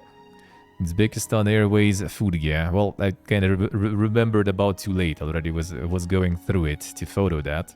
Yeah, pretty much the same, except for like there were grapes, and this time it was like apple and orange, and the same also like meat with rice was here. Yeah, this is the Georgian hotel. This is the one I was in September last year when I was streaming. I just saw this again open, and this one is $18, dude. Like you have this. Well, I mean, yeah, this literally just like, you know, the frame for photos. Like they didn't bother to put any photos in, just like as it was in the store. Here it goes, 15x21 centimeters, convenient, dude. And here you have like the fridge, you have stove, you have laundry machine and everything too. So you can get 18 bucks. So you have basically everything. There's I think there's even like the clothes iron. You have a fan, hair dryer, call them fan. You have everything. All that for 18 bucks for 2 people. Like, dude, that's free, and the location is pretty good too. Actually, like kind of close to train station, not far from metro. Like everything's there. Stores are there. Like I already know the place. I saw it was like open and it was the cheapest option almost in Tbilisi. So I was like, all right, we're getting this, because I flew from Uzbekistan to Georgia, Tbilisi. Spent there a couple of days. Yeah. So in Uzbekistan, I got my shit also screened. And screened was like past all the controls, all the checks, waiting for the plane. They just announced, you know, me and my friend to go for the check. So we went all the way back. They got us through all the controls again, down to the place where all this all the luggage is going. Opened our suitcases. I just explained, yeah, this is my, you know, like this is my amp for the microphone. This is my microphone. This cables for the microphone. This shit. This that shit. All right, just close, sign papers, and off it goes. Huh? And we went again through another control. Like, and apparently that happens all the time. Like anything like of tech, they don't really understand what it is. Some like metal thingies, like my friend has a metal coffee grinder, like whole metal tube. To the check you go. So yeah, and the guy with us also was like with some old photo camera, you know, like some very old photo camera. They also were checking him, and he said like in Central Asia that's normal. Like every time I'm here, I'm every time getting screened. It's just annoying, you know, like nothing super crazy. We thankfully got there early and everything, so it wasn't, you know, wasn't affecting our plans, wasn't affecting any like, we weren't late or anything, but it just kind of took some time. And going again through all the checks, we're just like, again, removing all the shoes, and I have all those, like, those big shoes, and I don't have, you know, like, the horn for the shoes, right, to put my leg in, so it's just, like, it's annoying, like, I don't like it. Like, checks are no problems, but, like, removing stuff and everything. Going, oh, like, my friend loves fucking McDonald's. Whenever we get in a country where McDonald's exists, he instantly goes there. So, like, we arrived to Georgia, and instead of eating, you know, Georgian food, first things first, we went to fucking McDonald's. And they have some fucking nether flame sauce from Minecraft, for example, there. There it is, dude. The insane collabs, man. The insane collabs. It was actually pretty spicy, I have to say. That was like one of the spiciest ones I tried in fast food, honestly. Like, usually you see something spicy there, it's kind of like, you know, all right. This was actually kind of, I could feel that. I could feel that. I could feel that at least. But in Germany, actually. I guess you guys should have some in Germany then, too. Yes, the Feihua soda. We got instantly also. It's so good, man. So good. That's the Georgian classic, basically. Yeah, this the sulfur bus. Went to those, huh? Went to those. There they are. Man, that was nice. That was nice. Kinda sucks that like inside the bus connection was garbage. So I couldn't really, you couldn't really see well, you know, the dipping and everything. But at least after we already were done, I managed to kind of like, with my friend with the backpack standing outside and me with the camera being inside, I managed to at least show, you know. I showed the insides to you. Some Polish sausages. There you go. With Viper. Insane. Looking all wet there. Oh yeah, the advertisement. For the hotel. Boom. There you go. Oh yeah, there it is. Huh? The insane Minecraft stuff. Need to get Happy Meal. Why did we get Happy Meal? Feels bad, man. Missed the opportunity. Yeah, and then breakfast, obviously. We woke up early because of that, you know. Because 9 AM we were supposed to have like a driver to take us to Armenia already. But instead, you know, we woke up earlier just to go grab some breakfast before that. And then we got the driver. And that's the border. From Georgia to Armenia. And I streamed that road trip, even though the first, like, actually probably, like, close to hour is, like, borked because the server had issues. And I was sorting it out with tech support, but then it was fine. I need to actually, that VOD, Georgian VODs I need to cut into highlights and upload to YouTube. I didn't do that yet. I will get to it. I'll get to it. And then we arrived to our friends, and our friend is sleeping because he's a degen, so I was just staying in his yard, and he has all the strays living in his yard, basically, so I'm just, like, sitting there, and this boy comes in. This one I didn't know since the previous visit, but I guess it was chill. Some of those I knew, at least from previous times. They all went to say hello. While I was waiting there for him to wake up. And then already we went to some like local place to eat some food. This is actually like Al-Akhwaz, I think is like Iranian or something place. I forgot the dishes. Oh, this was Gavurma though, that I remember. But that's kind of more like Armenian name, to be honest. This is where I was sleeping for the first 2 days here in Gyumri. This is where our friend actually lives though and sleeps all the time, but he kind of like moved to a different room, to the common room with everyone passing through, and you know, let me sleep in his place. All right, very nice of him.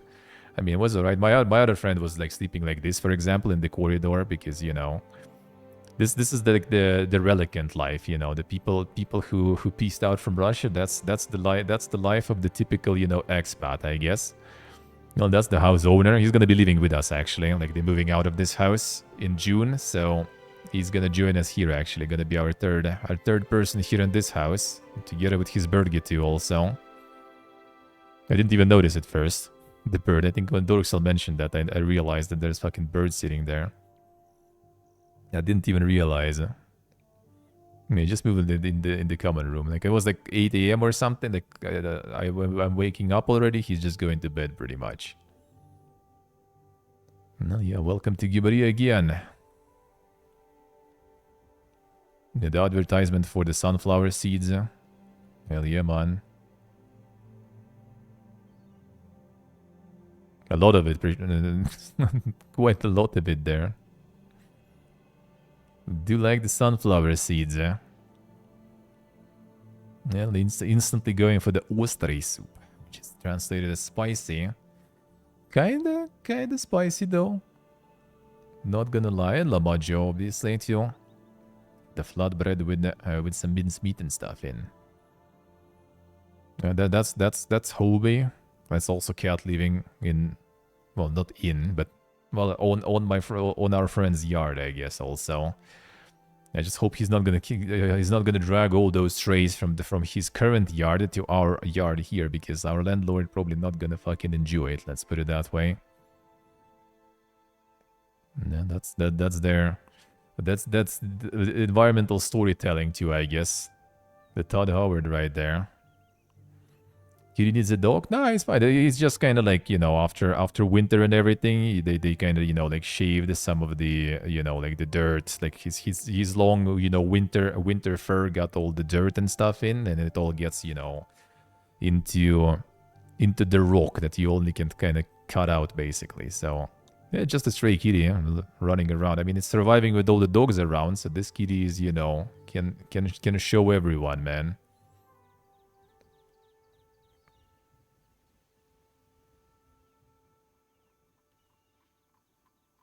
The Aragats Mountain. I do plan to go there. It's a volcano even. So there's like multiple peaks, and there's the volcano lake there. With a cafe nearby actually. Plan to go there and plan to go to one of the peaks. These are, I think... This one is probably northern one. This is the highest one. And this one, like... Well, right now, obviously, you can't go to any of these without preparation because of the snow, right? But in summer, it's kind of fine. But, like, northern one is still kind of tricky. This one, I assume, is western one. I think southern one is, like, the lowest one by, like, 100 meters, I guess. And that one apparently is, like, super easy without any, like, preparation or skill. Just as long as you can go up, you know, basically. So maybe I will. I don't know how connection will there be, though. We'll see about that. But I plan to. I plan to.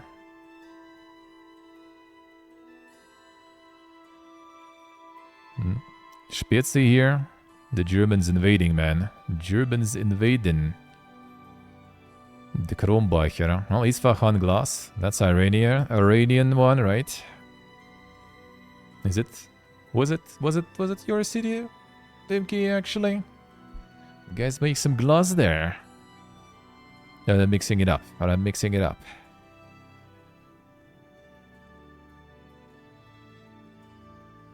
The whole cistern of morale there. The morale from Armenia is dear. Need to send to morale actually. It is your city. I see him. Got some kebab rolls. We got, like, when we were staying at our friend's home, like, he has other 2 roommates too, so it was 5 people of us there. We already got, like, you know, with them some more updates and information where the good shawarma is and stuff. So we got the reconnaissance info. Went to check. It's good. It's good. We'll do it again.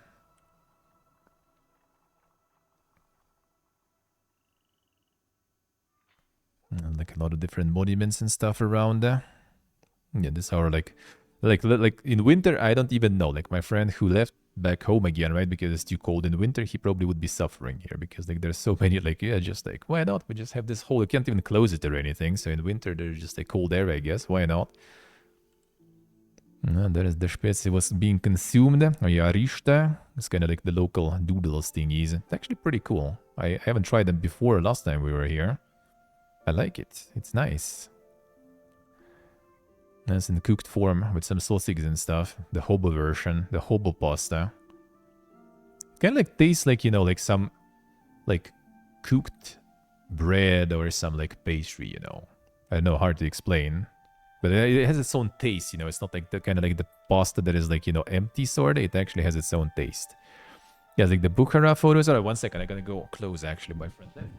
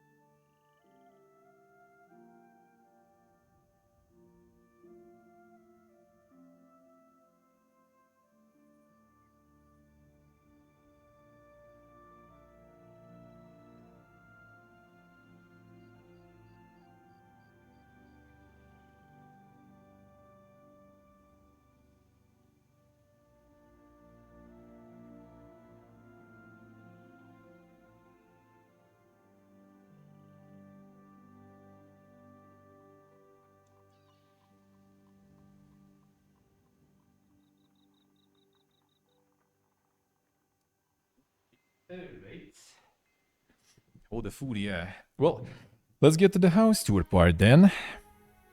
Let's get to it.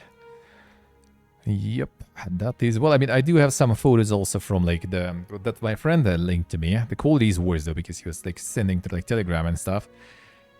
And, technically the stuff from the VOD, I just, like... Yeah, I need to go to the cafe the friends are already gathering, and friends already went there. Took a little longer than I planned. But the house tour we do. So you can actually check here the playlist. The playlist that has all the VODs. All the VODs in Uzbekistan. Except for the very last one. I think when I was sending the postcard, that one is not here. So yeah, if someone wants to check that, I'm gonna link 1 moment. I mean, like, watching my own VODs on stream would be also kind of, like, a little weird, I guess. So, yeah, you can, if you are interested, all that stuff is there. 1 moment. Gonna link it.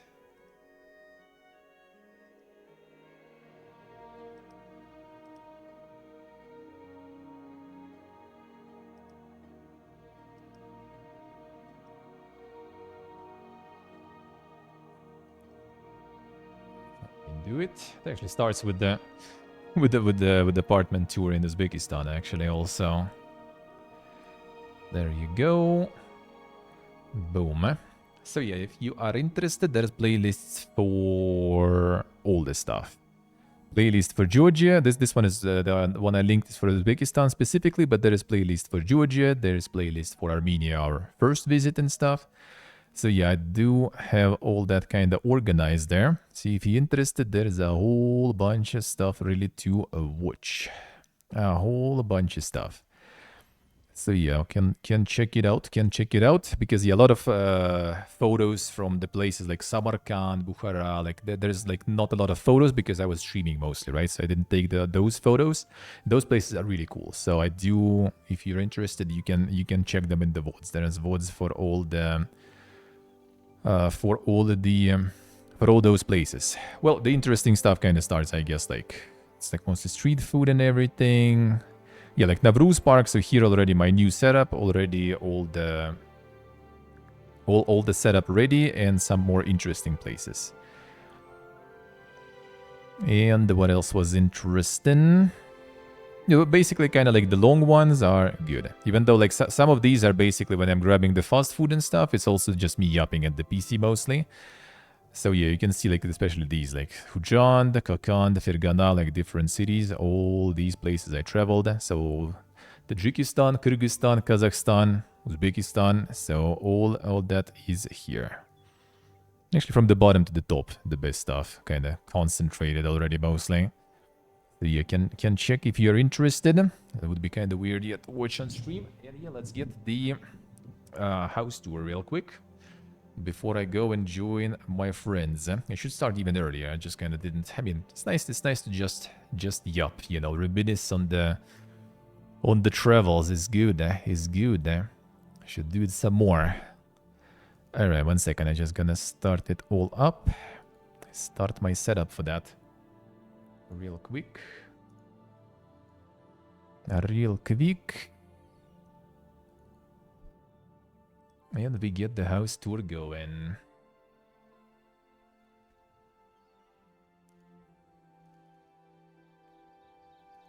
Get that house tour. Right, this on. This on. On. Bits.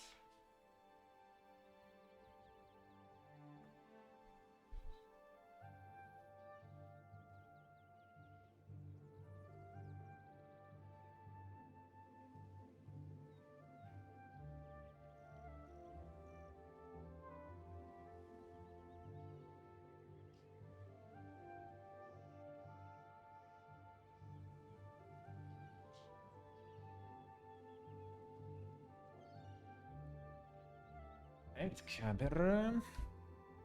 It is very chaotic. It is very dank. You don't like the chaos, don't watch. This is the real Pipega Nomad. The Pipega Nomad lair. Let's go connect.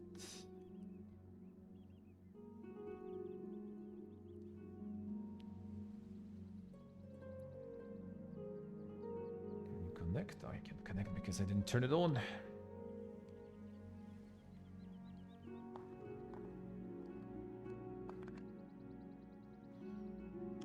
Oh, I did.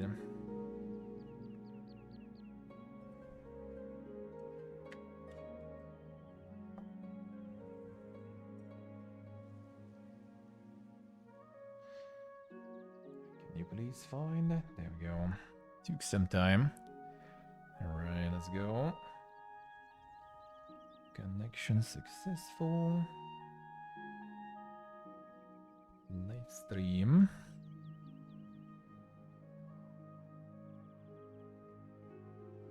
A little bit of setting up for this today. There's like the 5G hotspots on my laptop and my PC don't work. I don't know why. Some regional thing, but like the router that we brought, thankfully from Uzbekistan, works on 5G Wi-Fi, no problems. I don't know. So good thing we got it. That router sure did come in handy in the end. No way, you. Huh? RTMP, bro. Why try me the set me the Facebook stream? No. Imagine Facebook. Can even stream there still nowadays. Huh?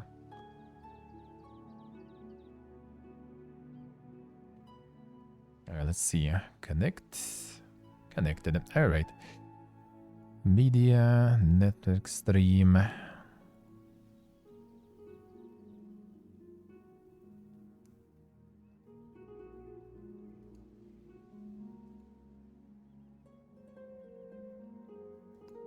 Dude, why are you like this?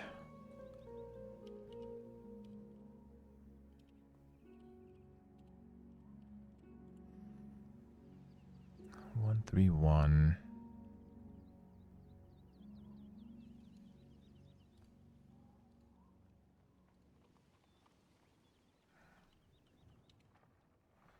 Three, 1. All right, let's go. Boom. Works.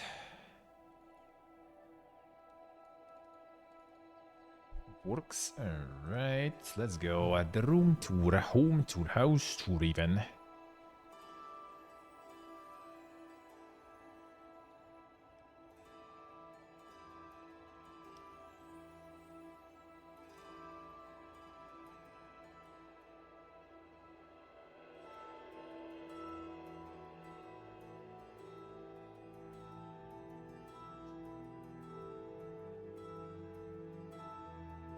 All right, done. Let's go. Pause the musicus. All good.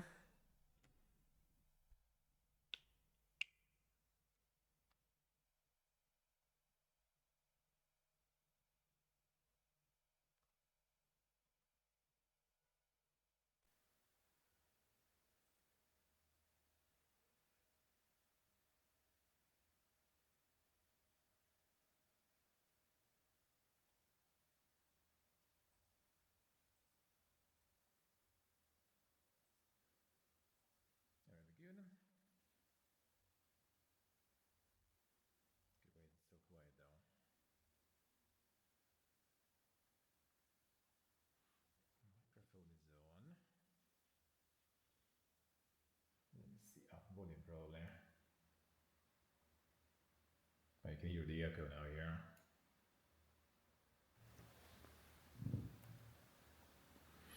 All right. Are we good?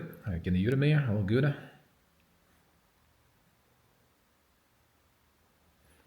think so. All right. 1 second. The chat though. What is that stuff? 1 moment. Need to get. Bit echoey. That's echoey because it is. Because it is echoey here. You'll see how. Okay, 1 second. I need to get the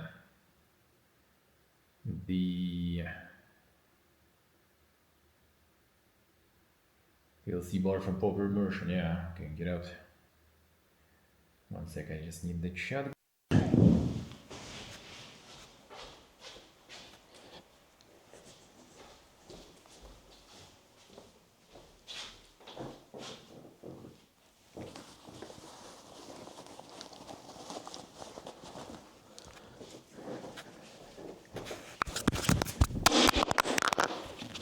That probably was loud.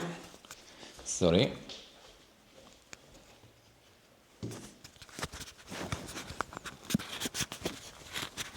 Or was not holding that well.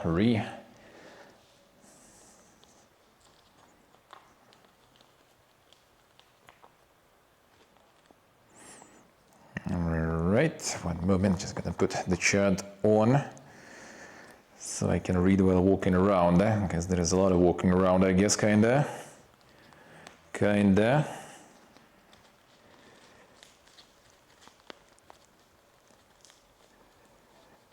Have fun heating this room. Well, yeah, thankfully we're not gonna be here at that time. Middle of October, before that we're peacing out.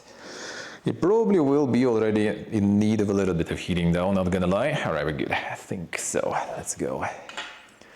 I think so. All right, so yeah, this is the insane life of the nomads, fixing the shit that was broken. Yeah, this is my mega setup there. There we go.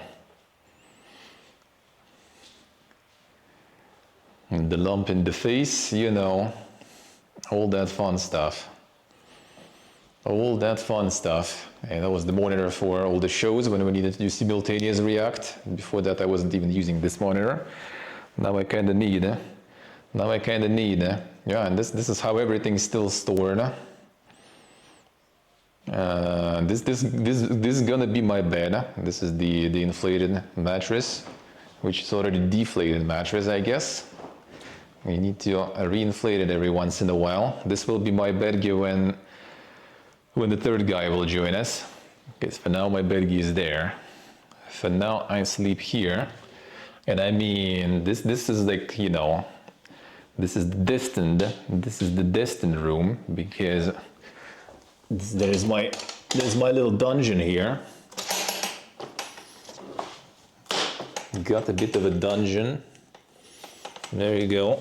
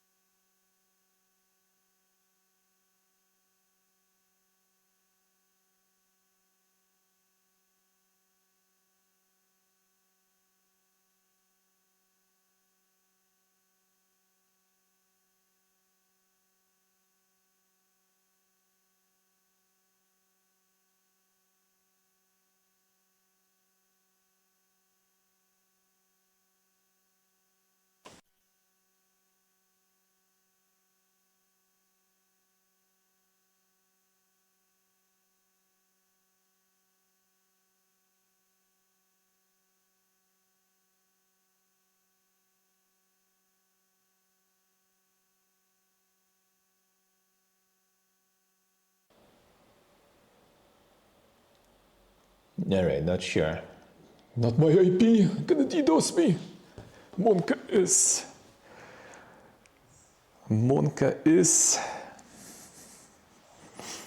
Yeah, I'm not sure what was that. I feel it might actually be the insane, you know, insane Armenian walls and stuff. It just kind of like lost connection to router there maybe. I'm not so sure actually.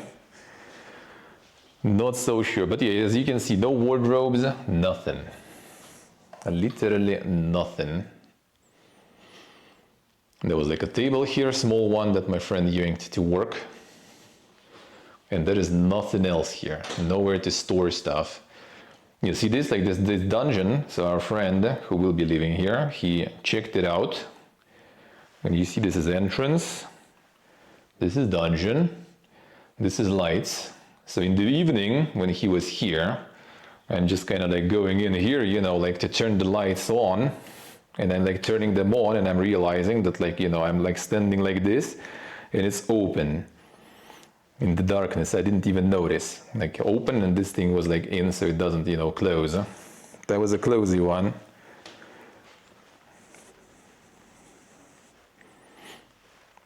Hey, Warrior, hello. Yeah, so this is gonna be my insane bed again. For now, that's just the storage, because like, again, right? No wardrobes, nothing, zero. Yeah, they're pretty low on the wall, yeah. I mean, I'm 1.83 m, not that crazy. Well, that's my friend's room. I'm just gonna like show it a little bit. Yeah, this is the only wardrobe here. There it is. In the whole house, basically. So he works. The insane mobile monitor too. They actually like really huge find for us with this kind of lifestyle. Some notes already there on the wall.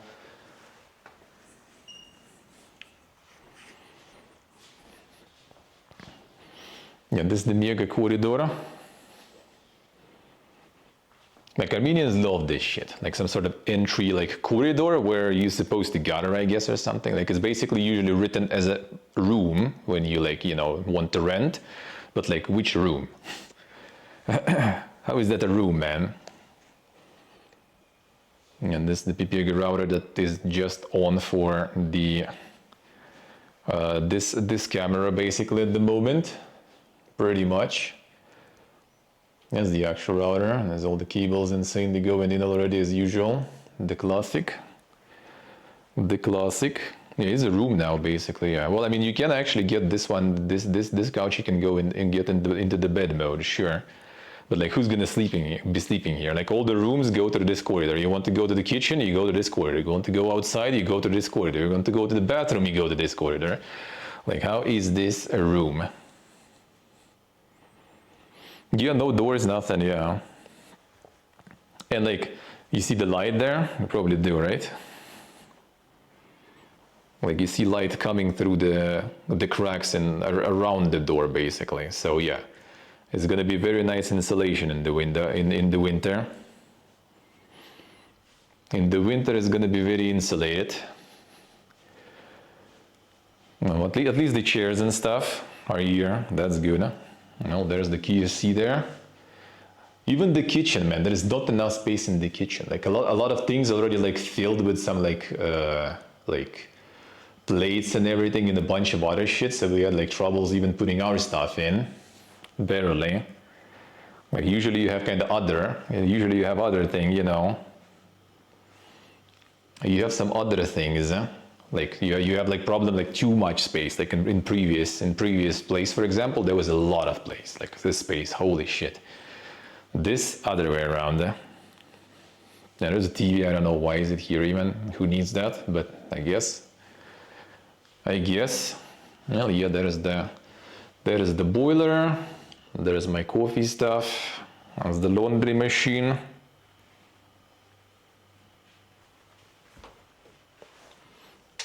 And the giga corner washing machine. Yeah, and then you have the bathroom. The bathroom is kind of nice at least, but again, like there's only that place where you can store something. Okay, there is in the corner you can put some like shampoos and everything. All right, at least that's something. There's not even enough like places to hang like the towel. Like there is like this one, this two, and I guess you have like the dryer for them for the towels. That's it. Nothing else. Nothing else. Oh yeah, this thing, I guess. Well, I mean, I don't know like why. Like if I don't want to spend the toilet paper and want to just like wipe my ass with a towel or something, I guess.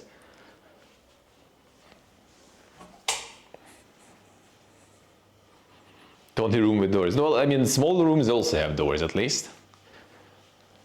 Small rooms also have doors.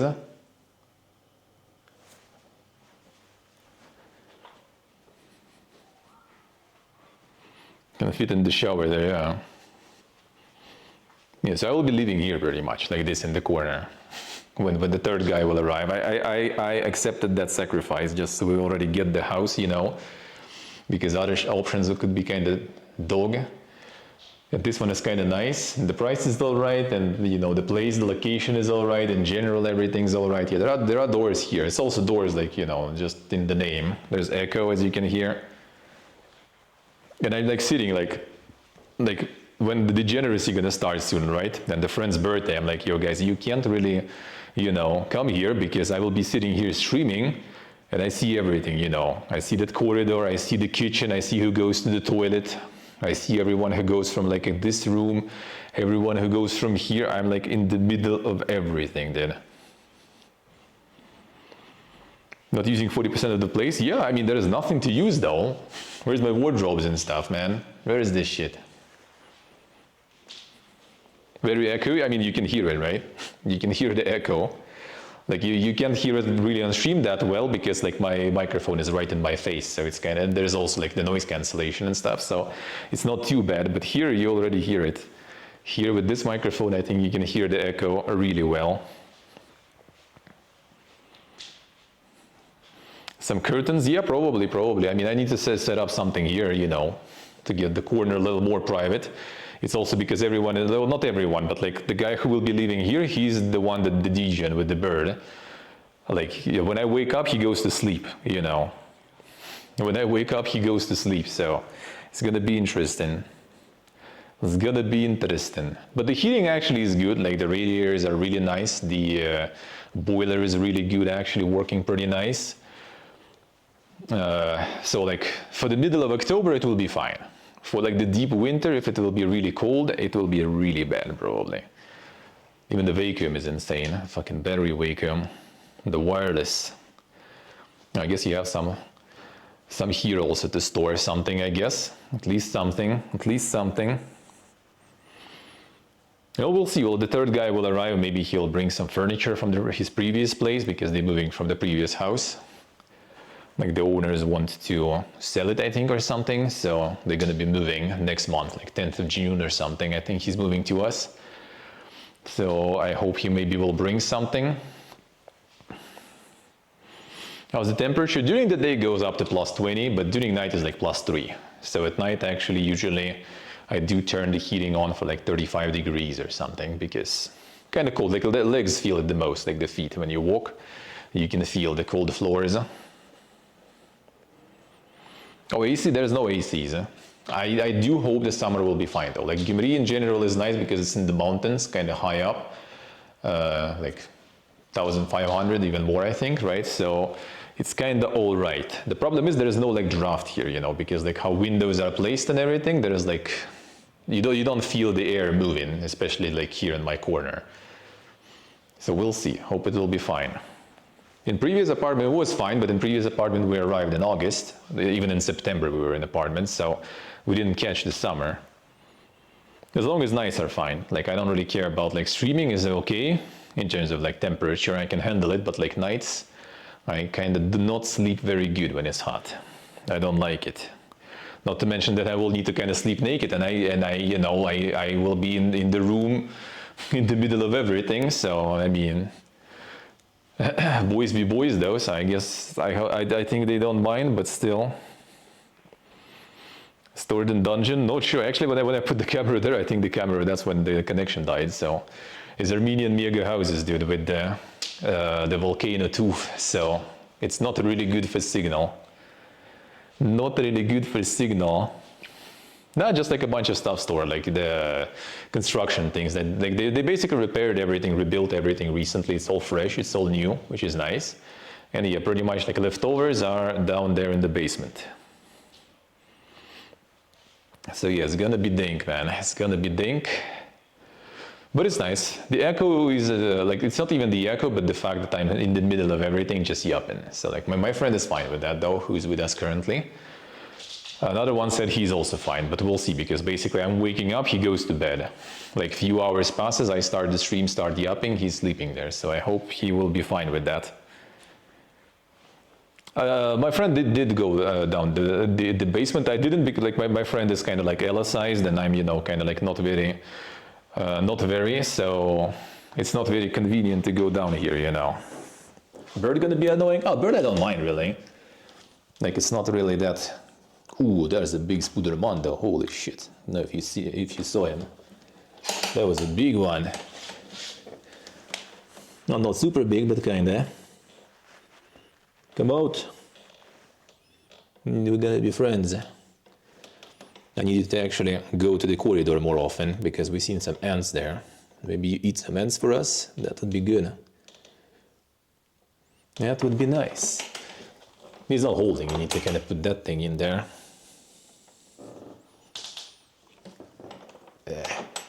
Over here.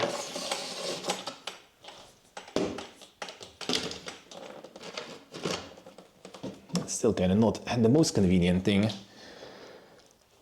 Not the most convenient with the camera and stuff too. Camera. Oh, wait a second. I can put camera down here like this. Spider, I'm coming. Time to become friends. Oh.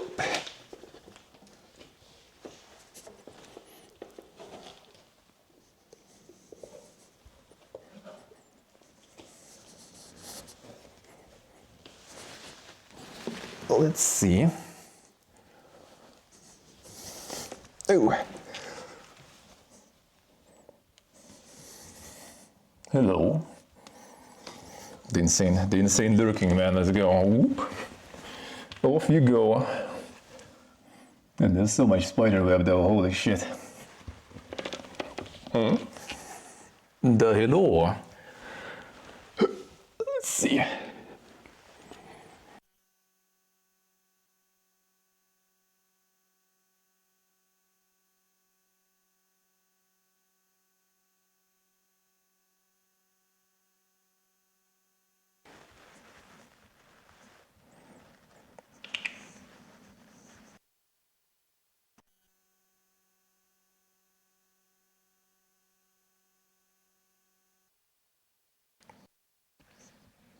It's instantly ripping. Dungeon Master.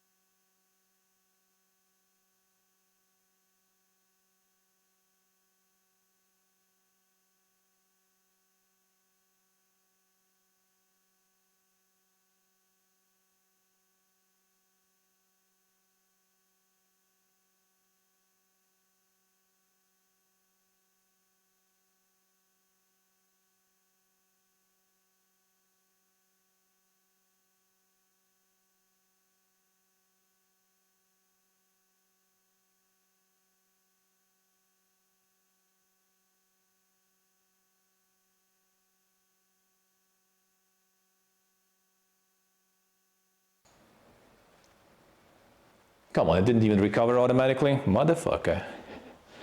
It is well shielded. I thought I heard my yapping after it went down first, no? I was just like, I thought it returned, I hear my yapping, camera shows live, I'm like, oh, I guess everything's good. I guess everything's good, and it looks like it wasn't. Now look, the mitten from the Tbilisi sulfur baths. That's what they use to do the dang peeling. I bought one myself for the showers.